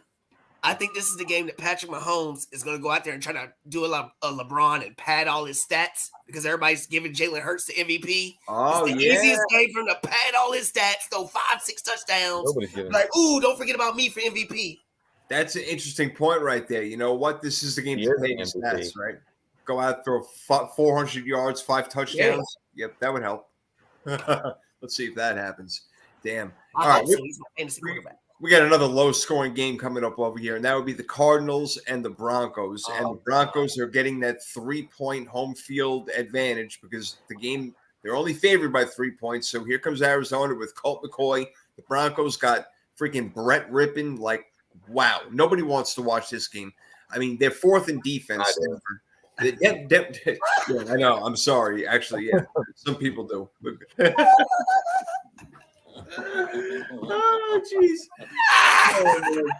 Anyway, you will have to watch this game, but your defense is great. That's the wonderful thing that you got going for you. The defense is great, but the quarterback situation on both sides is a total mess. So it is your team. Start us out. What do you think is going to happen? I'm picking the Cardinals. Brett Rippon is really bad. I wish we had your guy starting the beginning of the season. I was Josh Johnson was my pick for QB2. Oh, wow. I thought, yeah, Rippon's nepotism, man. If he wasn't somebody we had beforehand, he wouldn't be here now. And that's what he is. And Colt McCoy is actually a decent backup. So I'll take the better of the two backups. He is. I will say that my boy, I got my jersey signed on Carolina by Patrick Surtain. He'll go ahead and he'll pick off one. He'll pick off one for me, just like he had last week. He enjoys that feeling. He's a serious pro, and he's gonna go out there like Vaughn used to do and get that sack, get that pick for us to pay for the ticket. People have no idea how good that kid really is at quarterback. He does not get enough love again because they're playing in Denver and they're not winning. But wow, he is amazing. And I am with you. I think that they win the game outright. I think that you like Arizona actually, but I like Arizona winning it. You like Arizona to win it. I like Arizona to win the game also because I just don't know how Denver's going to score. I know that Denver's got a really great defense, but maybe somehow Rippon is going to throw an interception, a sack, fumble, recovery, J.J. Watt. I don't know. One of these guys comes in and does that. But Cardinals getting 3 points, I'll have to take it. So I'm going to roll with that one, Darren. What do you think? I think Arizona will probably they'll be able to outcoach Denver in this one. What? Yeah. I'm just kidding. Talk about a coaching battle. Really? Jeez. Oh, my God. I'm just kidding. I had to throw that out there. But with that said, I'm going to take Arizona. He's right about that court. He's not good at all. But at least McCoy has shown like he can play in like some of these games. They might be able to get 17 points. Mm-hmm. Denver, I mean, like, can they get? I mean, they did get 28 last week, but I don't know. It just kind of felt like that one game type of deal where like the crowd was going to boo the crap out of them every single possession. They kind of showed up a little bit to give them a little life. I do respect Denver's crowd for that. I got to say, Tommy, they are very intelligent when to boo their own team. I do appreciate that part of their Well, yes, I do like that. So I'm the only one not doing, I guess. Go Hackett and Russ. That's great. That is great. All right, let's keep it rolling. Terrell, what do you think? It's in Denver, right? In Denver. And the craziest thing is when you got backup quarterbacks and you got backup coaches out here that nobody knows what they're doing, you go with the strength. The strength is the Denver Bronco defense. Yeah. I think they're going to make a couple plays that's going to do enough to it. Might not even be a touchdown scored unless it's by defense. It might be a field goal game and that altitude and everything. Denver wins, field goal, whatever. I don't have faith in anybody but Denver's defense. This game might be 3-0. I mean, It might be. Yeah, it could be that bad. Oh my God. C, what do you think? Who wins this one? Why? Man, this is a tough one, man. This is another tough one. Again, a battle of the backup quarterbacks. I'm gonna tell you, man. I like Colt McCoy. Giving him the edge over Brett Rippon in this one. James Conner has been playing pretty well the last couple of weeks. Yeah, they've been running the football pretty well, and all their weapons are back. I think Marquise Brown is going to be playing. Yeah, I know he was a little bit sick this week. D-Hop is back. We saw a little bit of Robbie Anderson. I think one of the kids did hurt themselves. The guy in the slot name escapes me right now. Dortch. Not Dortch, the other one. Rondale Moore. I think he's out. Oh, Rondale Moore. Yeah, right. I think he's out for the season. So Denver's got a great defense, man. But who's to say, man, Brett Rippon's not going to throw a pick six, man. You know what I'm saying? So right. I'm gonna go the Cardinals on this one. I'm gonna go with the Cardinals. Okay. I think they win the game. All right. Okay, let's move it along. We got 1, 2, 3, 4, 5 games left. We got the Patriots and the Raiders. Oh, the Raider game. Oh, I know you want to start this one. Raiders. Raiders. All right, Darren, you want to start us over this one with New England's 5th-ranked defense and the Raiders' 11th-ranked offense? Is Derek Carr and freaking Devontae Adams. Look, I need Devontae Adams to have a huge fan. I'm rooting for him big time over here. I hope he can do it against the Patriots. Patriots getting 1.5, so the Raiders are a 1.5 favorite, which kind of shows you that Vegas kind of likes New England in this game, Darren. Well, they should. I would like to in this game too. I just have no faith in the Raiders at this point. Like, I just don't think they're just going to be much better. I mean, I think I saw a stat like Bill Belichick has lost to all his coaches or something like that he's gone against, which is kind of stunning to me in some regards. But to me, the trend breaks this week. The Raiders are just not, to me, they have better weapons, but they're just they always lack a finish. They never finish a game. And that's the issue with this team. They never, ever finish a game. They could be up by 3. They'll lose it like you saw last week against the Rams. And Tommy brought up a good point about, and I've said this about the last 23 years about the Raiders. They never, and I mean never, have had a good middle linebacker ever in that period of time. That's a part of the reason their defense has always been really inconsistent. And the Patriots are smarter than the Raiders. They're going to outcoach them in a game like this. I don't care if they have Mac Jones. The Patriots will win this game, and I think they'll cover 1.5. Sorry, Raider Nation. That's my rant for the 3 minutes. All right. Well, that was a good rant right there, man. You put it on right there. All right. New England all the way. Hey, I don't even really have – I can't follow that up. I'm just going to go with you over there. I should agree with you in saying New England. I had written down Vegas, but you make me want to change my mind over here and say New England. You know, I mean, they are good at taking away like your number one weapon. I'm angry, though, so. Yeah, that's true. You are angry. They're good about taking away your number one weapon in Devontae Adams, so maybe they'll do that. But will Josh Jacobs gash him? But can Matt Jones in an offense put up enough points? Oh, man, I don't really know. Oh, God. You know what, Tommy? I'm going to take Vegas, man. What do you think? I've got Vegas winning this game. I think New England has an issue covering what I call true ones. The Devontae Adams, the Hopkins, the Diggs. They are talented defense. They are a very good group. They have an edge, but they don't have an outside. They've lost J.C. Jackson, and it's kind of shown. So the really extremely talented one has been somebody they haven't been able to scheme away as much because they can't rotate coverage the same. Where they used to be able to lock the 2 up on an island with J.C. Jackson and rotate coverage to the 1. They haven't been able to do that this season to the same level. And I saw it with Diggs. I've seen it with Hill. When Raiders come in and they face what I think is the best true one in the game. One-on-one coverage, you can't cover the guy. Rotating coverage, you can't cover the guy. He's gonna tear him up. So I see him going off 160 plus yards. I think you got nothing to worry about in fantasy. Oh, I love it, bro. I think that. I hope that happens. Thank you so much. I really do. 160, give me 2 touchdowns. I need it. That could be it. Yeah. My other receiver is Keenan Allen, so you always gotta. He's a coin toss. Did I say that right? Coin toss? Yes, I did. Okay. Anyway, Terrell, go ahead. What do you got, man? Hey, I agree. I think it stays the way it is, Darren. The All right. pupil, the student, it will beat the teacher again. I mean, you just look at it, the star power. I mean, 1,000-yard receiver, 1,000-yard rusher. No Ramondre Stevenson on the other side. Damian Harris is kind of banged up. That's a big I deal. mean, you know what I mean? Jacoby Myers is banged up. There's only so much Bill Belichick can do. Great coach, great coaching job to even be above 500. The Raiders are going to come out and they're going to win at home. There you go, Raider Nation. I'll stick up for you, Raider Nation. Not Darren. I got you, Raider Nation. I'm not sticking up for you. Wearing the gear right there. That's all it is. All right, see, I don't know. Right now, Darren, he's the only one in New England. But New England, hey, look, they went to Arizona. They won 27-13 very comfortably. Yes, no Kyler Murray over there, but they did their thing. I don't know. Can they pull it off against Vegas? I'm so torn on this game because I look at Vegas and I mean, like, you know, Rel said, I mean, you got Devontae Adams, you got, you know, Josh Jacobs, you got Chandler Jones, you got Max Crosby. How are you guys losing games, man? With Coaching. all that being said, I am gonna go with the Jedi, the original Obi-Wan Kenobi. I'm gonna go with Obi-Wan, man, on this one. I don't know how it's gonna happen. I don't know.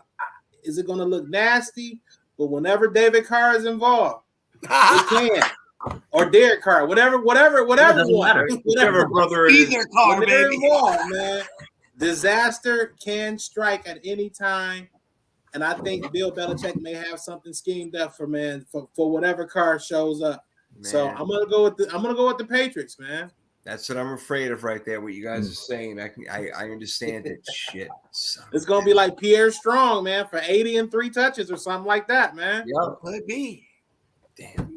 All right, the Raiders are up by 1 score, and the other team has the ball. Consider it a loss. Done. Let them go for the 2-point conversion. That's it. Just go home. God. All right, we got Patriots, Raiders. Now we're up to 2 7-6 teams. That's the Titans and the Chargers. So the Chargers are favored 3 points. To me, the only way that Tennessee wins this game is if Derrick Henry goes off, and he's got the capability of doing it. Not because just of his skills, but because that, you know, I mean, the Chargers defense, especially against the run, is terrible. So they're going to have to do something about that. Otherwise, Tennessee would just run. They'll bring in Hilliard. He'll run, and that'll be the end of the game. So will they be able to slow it down and put the focus on that? I think they can, and the reason being is because Tennessee's got nobody to throw the ball to. I mean, their best wide receiver is a rookie, Treylon Burks, and he's out. Then you got Robert Woods. You just don't have a lot of guys to throw the ball to. Austin Hooper. So I'm going to say that the Chargers are going to cover the 3 points. C, let me start with you. I'm going to go with LA. I like this game. Definitely a lot of playoff implications here. I think a lot of points that you made will ring true. I think that there are a couple of things that can happen. I think that Derrick Henry is definitely going to have to be leaned on for Tennessee in this game. I think he probably plays a bigger role in the passing game as well because, like you said, they don't have many receivers. Treylon Burks is out. Robert Woods is kind of still trying to feel his way for coming back from injury. You look at the Chargers, though, man. The Chargers are really, really starting to heat up, man. We got Eckler, we got Keenan Allen, Mike Williams is back, Everett's back. Defensively, they're still a little shaky, but I think the Chargers are going to win this game. They attack Tennessee through the air, especially at their especially against Tennessee's secondary, which is a little bit suspect. And I think they cover in this game. I got the best safety in the game. Yeah, we saw what Philly did against that secondary right there. Jalen Hurts and A.J. Brown, they ate him up. So why can't Justin Herbert, Keenan Allen, and Mike Williams, if he does play in the game, Joshua Palmer? I don't know. What do you think, Terrell? Well, I would just tell you like this. The only way the Titans can win is if Derrick Henry explodes. He has to go crazy because the Chargers can't stop a nosebleed on the ground. For real. On the other side, the Titans can stop the run, but the number one fantasy running back isn't a running back. He catches the ball out the backfield. The Chargers will score too many points that they're going to take Derrick Henry away from the scheme of the game, and it's going to be placed in Ryan Tannehill's hands, and he's not going to be able to show up. I mean, we know how Tannehill is, right, Tommy? He's not good enough, baby. He's not good enough. Chargers are on their way. They're in the playoffs as of today. They're on their way, baby. Hey, you know what? They might be. And I've called their coach the worst coach in the NFL, Brandon Faley. That's what I nicknamed him. He is just pathetic. He makes me Did you sick. forget about Denver's coach? Yeah, he's pretty bad too. Okay. He's pretty bad too. So, Terrell, you going with who again? I'm sorry. Chargers, baby. Go Chargers, go. Go Chargers, go. Tommy, what about you? Go to Powder Blues, baby. The Powder I'm going to stick out here going with Tennessee. Yeah. There's no way they can stop that ground game. The Chargers haven't been able to. They couldn't stop the ground game last year. They might be worse at it this year than they were last year. They've spent their money on defense, so it's not going to get better. And they're going to face that. Plus, I don't consider as much as talented as his arm is in plays. When can we say Justin Herbert's put together a winning season, a good season, something where we're looking at it and going, yeah, there's that Josh Allen type moxie, that winning that we need to see. I don't think he can really take them there versus the type of team that Tennessee is. They're not going to make mistakes. They're well coached. They have probably the best safety in the game behind him who does not make mistakes. A.J. Brown went off because that was his squad. That was a revenge type game. That's totally different than what they typically produce. I have Tennessee rebounding and playing the type of game they're used to. They're not affected by this. Okay. And the Chargers, they can't play defense. All right. I like it. All right. So going with Tennessee right there. And you know what? They are a well-coached team, and Mike Vrabel doesn't get enough recognition for what he does with that team. And especially last year, having them as the number 1 seed when 91 players were on IR or had COVID or whatever the hell it was. Pretty amazing, Darren. But what do you got in this clash of 7-6 battle over here with Tennessee leading the AFC South and the Chargers trying to creep back into the playoffs? I'm actually going to roll with Tommy on this one. I got the Titans as well. I feel like the Titans, maybe it's because I follow so many people from Tennessee on Twitter. I don't know what it is, but they always tend to like weirdly compete in games like this after they look like garbage the week before. And then the Chargers always Chargers. I mean, that's just sometimes what they do. I mean, even last week against Miami, it was still like 6-point game at the end. So I'm going to take the Titans in this one. All right. Totally understandable, and it makes perfect sense. I get it. Only 3 points right there. We'll see what happens. Okay, 3 games left to go. This one, very interesting game right now. The Bengals favored 3.5 in Tampa Bay. Cincinnati's been one of the hotter teams in the NFL. They're 7th on offense right now. Tampa Bay is 9th on defense. They're surprisingly playing a little bit better, and some of that has to do with the competition that they had played recently. But the Bengals hot right now going into Tampa. Guys, I don't know how the Bucs even come anywhere near competing with Tampa at this point. Tampa is full throw, full go, ready to rock and roll. 3.5 points. I'm laying that all day. Tampa Bay, give it to me, Darren. I'm going to take the Bengals. I mean, not Tampa Bay, Cincinnati. I'm sorry. Yeah, I'm going to take – I was like, I'm going to take the Bengals. I'm going to take the Bengals in this one too. Like, maybe it was, I think people got a little fooled with them coming back against the Saints there. Like, they're not good. They're just not a good team this year. I mean, they have some weapons, no doubt. Evans, they have some guys on defense. They have really good – their 2 middle linebackers are as good at tacklers as anybody in the league. But they're just not – I don't know. They're just on a team. I don't know. When you watch them, right, you can see teams where it just feels like they're on a different – they just kind of feel like no chemistry. So many parts. And they just barely win games. So I'm going to take this. I'm going to take the Bengals in this one. All right, and that's what I meant to say before I fumbled it all over the place. I'm like, yeah, Tampa Bay. No, stupid Cincinnati. Get with the freaking program over here. Geez, Tommy. All right, get me right. I'm taking Cincinnati. Tampa Bay's playing like a team that just found out at the beginning of the season their quarterback was trying to leave for the best city in Florida, and that's the way they played all year. They played without faith, and that's exactly what's happened. So since he's playing with a lot of faith, they really come on strong. I don't think anybody on that squad thinks they can lose. So we're gonna see that type of blowout where a winner's playing a loser. They have been on such a roll, man. No, you're right. A winner is playing a loser, and this loser is going to be in the playoffs as winning the NFC South. That's so pathetic with the Tampa Bay Buccaneers, but whatever. I would love to see Carolina come from out of nowhere and win it. That would be funny. Awesome. Really. Sam Darnold. Let's go. Oh, God. Terrell, what do you think, man? This game, Cincinnati laying 3.5. Tommy said the key word, faith. Faith. When Tom Brady left New England and went to Tampa Bay, everybody had faith. Everybody believed. We going to win now. I believe that we going to win. Now we look at it. He out here divorcing wife. Antonio Brown sticking with his wife. All kinds of different things. He don't know what's going on. Joe Burrow's out here like, I'm that guy. I'm going to do it. I beat Patrick Mahomes every time I play him. Let's go. And everybody's riding with that. It's a whole different feel. And moxie is a word there. He's got it all. When you see the dictionary, you see him with his fur coat and his cigar, like, that's what it is, baby. No Burrow. Yes. Cocky as hell. So cocky. Hey, yo, what up, Courtney? Courtney, my man in the house, baby. I love it. See, all right. All four of us are on it. You going to make it 5?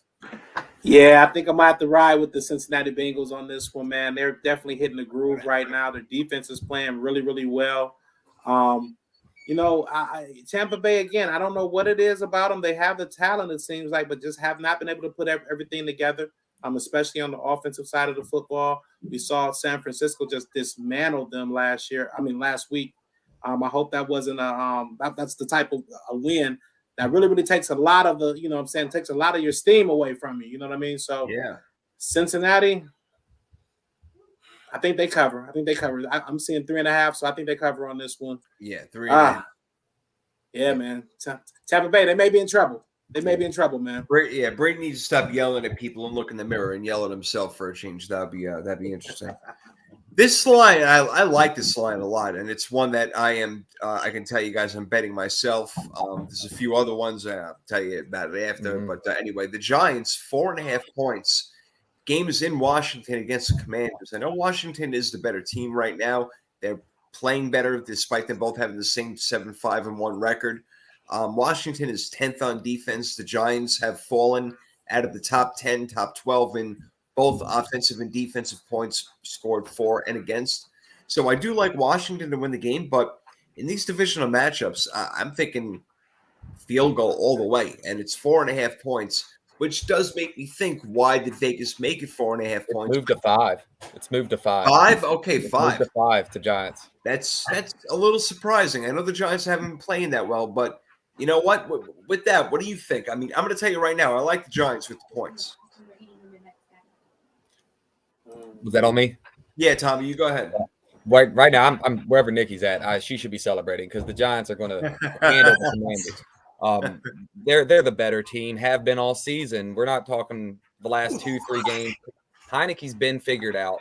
I loved him to start the year, but he's like a 4-week guy, and then defenses kind of know what he's going to do, and once he's limited, he's not a winner.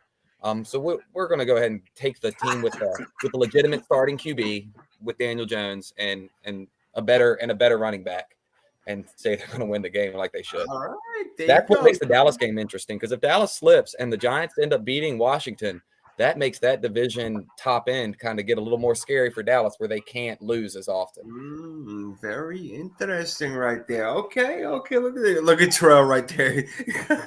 Courtney chiming in, they're going to tie again. Yeah, how about that? All right, Terrell, what do you think's going to happen with that stuffed animal of yours? Hey, a grown man with a stuffed animal, you know I'm confident, baby. I'm confident. We go win. The Giants are frauds. They've been frauds all year. Tommy's talking about the best running back. Yeah, Saquon Barkley is a better running back, but we stopped the run. That's why people think San Francisco is a Super Bowl contender, regardless if they got Purdy or Ugly or whoever they got at quarterback. We stopped the run. That's why we can win. And Daniel Jones, who's he going to throw it to? You can't even name a receiver they got. Who? For real. Who? They ain't got much. Yeah, they got Robinson. They got exactly. Washington, baby. We will win. We'll cover whatever the spread. I don't even care what the spread is. We winning, and that's what's going to happen. Let's go. All right. A little fandom in there. All right. I think you're seeing through your football Washington goggles right now, but that's all right. 4.5. Usually they're drunk goggles. What do you got, C? Man, I'm going with the Commanders definitely to win the game. I think that they have been the better team the last definitely 4 to 5 weeks for sure. The Giants pretty much since they've been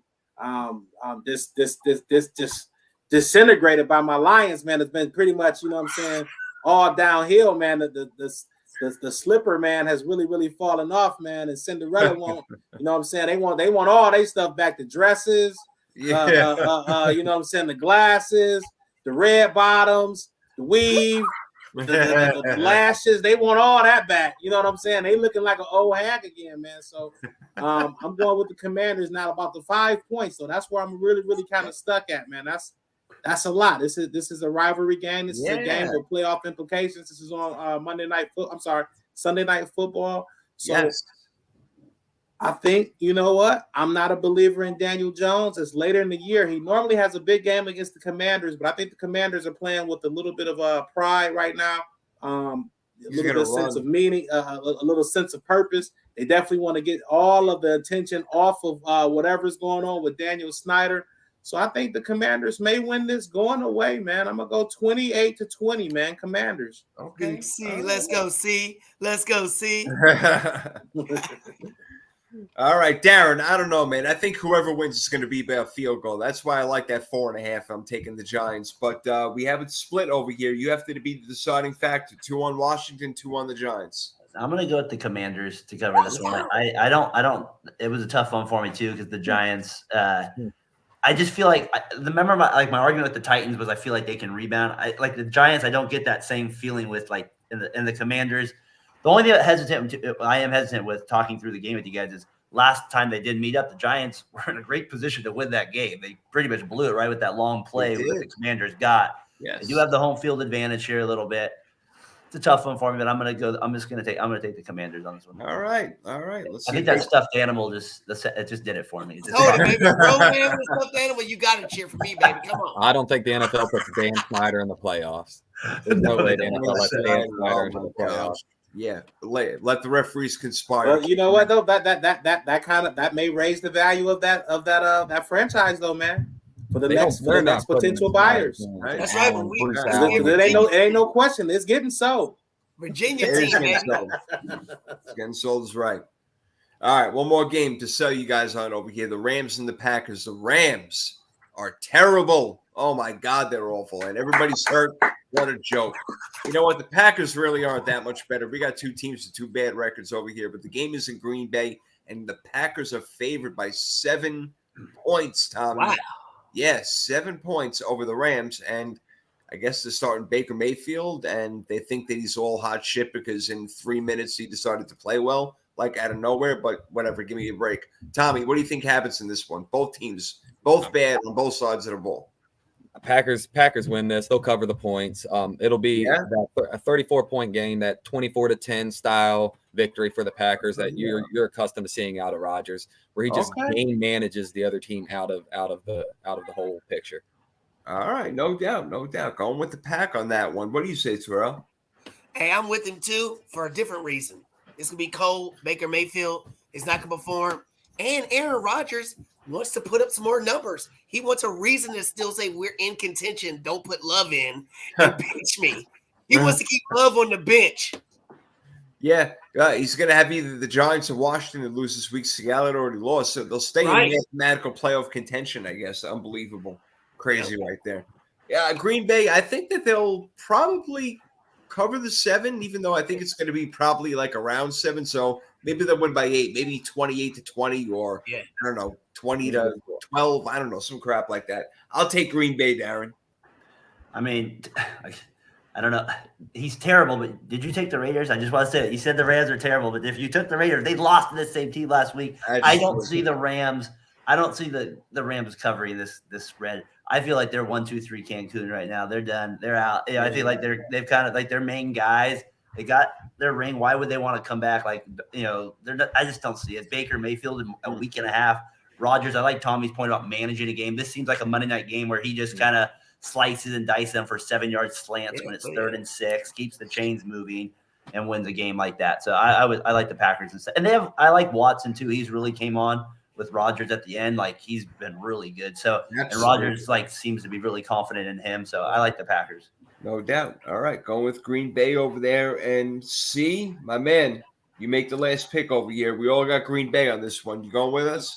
Yeah, man, I'm gonna ride with you, man, because unfortunately, the Rams, we own that first round pick of theirs, so we want them to have the greatest demise possible.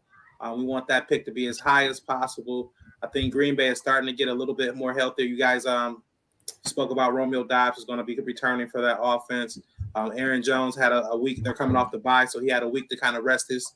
I think he had a shin injury of some sort, so he's going to be back 100%, man. I'm taking the Packers, man, to win big, man. And like you said, Aaron does not want to cede that spot over to Jordan Love yet. So he wants another week to at least sit in that seat. So I think he has a big game. All right, no doubt. All right, we're all in the pack over there. I like our picks, and you know what? I like the way that you guys explained why. You know, we all had different reasons for who we're picking. I really like that sort of shit. Got to have good NFL minds on, and that's what we did today. We had a good NFL show, good NFL minds, breaking it down for you, giving you reasons why. Look, I'm keeping track. I wrote down everybody's pick, so I'm going to let you all know how we did and who won at the end of the show. I like it. I don't know. Maybe we should make a bet on it. Or maybe we'll talk about it. There you go. There you go. He's got it. I'm 129 and 75 on the year. Woo! I'm in the 98th. I'm in the 98th percentile right now. I hope it continues. We got a gambler. He's hitting the reservations, going to those casinos, doing his thing on the sports book. I love it. Well, you know what? Let's start with you, Tommy. Tell the people where they can find you, what you're doing, what show you got going on, what your Twitter handle, whatever you want them to know. They can find us at Realism Sports Talk at GM Tommy8, Facebook, Instagram, Twitter. We're in all of them. If you just look for us, Spotify, check out the podcast. We'd love to have you guys come and comment and drop a like and a subscribe. It'd be amazing. It's a real entertaining time. Yeah, Terrell, I know that you guys link up. Yeah, tell me more on what you got going on. I mean, we're trying to get better every day. Any kind of things we need improvements on, we're linking up with the people. You've been a big inspiration for me. Yes, appreciate that. And all the avenues that keep helping us. You guys, Darren and C, appreciate you guys. We are trying to make it like y'all are. I want to be like you guys. We want to be like you guys, and we're hardworking and ready to do it. We got passion just like you guys. Oh, you do. You ain't playing, man. The way that I feel it every time that we're on, no matter what we're talking about, bro. You bring it from somewhere. It comes from somewhere within your body. I got a whole lot of it. Well, you're using it right, man. Yo, you guys are a good team right there. I can tell where you can work off each other. The two different kind of personalities that work really well. I like that. That's like me, Damian, and Nikki. We got the same thing. We're not alike at all, but it works out. It's fun. You know what I'm saying? Tommy's my man, yo. Tommy's my man. Yep. No, I love it. Yeah, that's good stuff. And I love when you guys dropping on the show and everything. Yeah, I love seeing you pop in there. You've been doing your thing lately too, man. What's going on with you? Yeah, man. You can definitely check me out. I have a podcast called The Fellas Present Sports Rap. It's located on Spotify and Anchor. We're talking about everything sports, NFL, NBA, fantasy football. From a Detroit perspective and also the national perspective. And we thank you, Jason, for giving me the chance to come on. We've been trying to collab for a long time. I'm glad I got that opportunity to sit down again with you and again with the rest of you guys. And I'm open to link up and collab with you guys as well, man. So thank you. Always checking out the Fat Boy Fadeaway Show. You guys, man, are crazy, man. You guys might be having it'd be late, man, when you guys come on, man. But you guys are definitely doing it from the West Coast, man. So definitely glad to be on with you guys, man. Great job. I know you guys probably still got the sun out there. And definitely follow me at Chehan313 on Twitter. Make it happen. And if you can read, check it out right now. And to my man Darren over here, always doing big things right now. Glad that you came aboard tonight, man. What's going on? Tell the people. Yeah, first of all, thanks for having me on. Terrell brought up a good point about inspiration. This whole thing kind of starts with you don't even know what's coming out of about it. Just like, I want to talk sports, and you start linking up with people and meeting people like yourself. So it's really cool to kind of see Henry. We've talked on Twitter many times, and we've tried, and so it's really cool to kind of do this with you here. Jason, appreciate you putting this on so we could talk NFL. Our podcast, you can find us every Sunday morning. Our YouTube channel at Fatboy Fadeaway Sports. Like we said, we kind of hit Bay Area topics, but we'll also and we'll hit baseball, football, basketball. We'll do all those things. But again, we'll hit on national topics as well. We also do a show now on Sunday nights on the Variety Sports Network called Talking the Gridiron. I'd love to get you guys on for that. It's usually just post game right after the games. So we just kind of recap the game for an hour and so like that. So I'll reach out to you guys. Maybe we can get you guys on there one at a time. So Jason, thanks again for putting this together. Yeah, no doubt. Yo, I would love to come on that show, man. Listen, I'll take any invite from anyone. Hey, you're up late. Hey, I got your hat on, baby. 3 hours ahead of me. Have me up. That's true. Yeah, I got my nines on. We're good. We're all straight. We're straight. And again, the reason why I asked you guys to come on is because you're all great at what you do. You're not just by hosting podcasts and everything like that, but your NFL, your shit, and you displayed it today. And it's been awesome, man. So I really appreciate it. As for me, Sports Prophet 1 on Twitter. Catch Me 3rd and 3 podcast every Wednesday night with Nikki and Damian. We rock it out. We have a great time. We do our NFL, and we have a whole lot of other fun. We'll see you then. Power 32 podcast. We're out for now. Peace, everybody. Thanks for watching.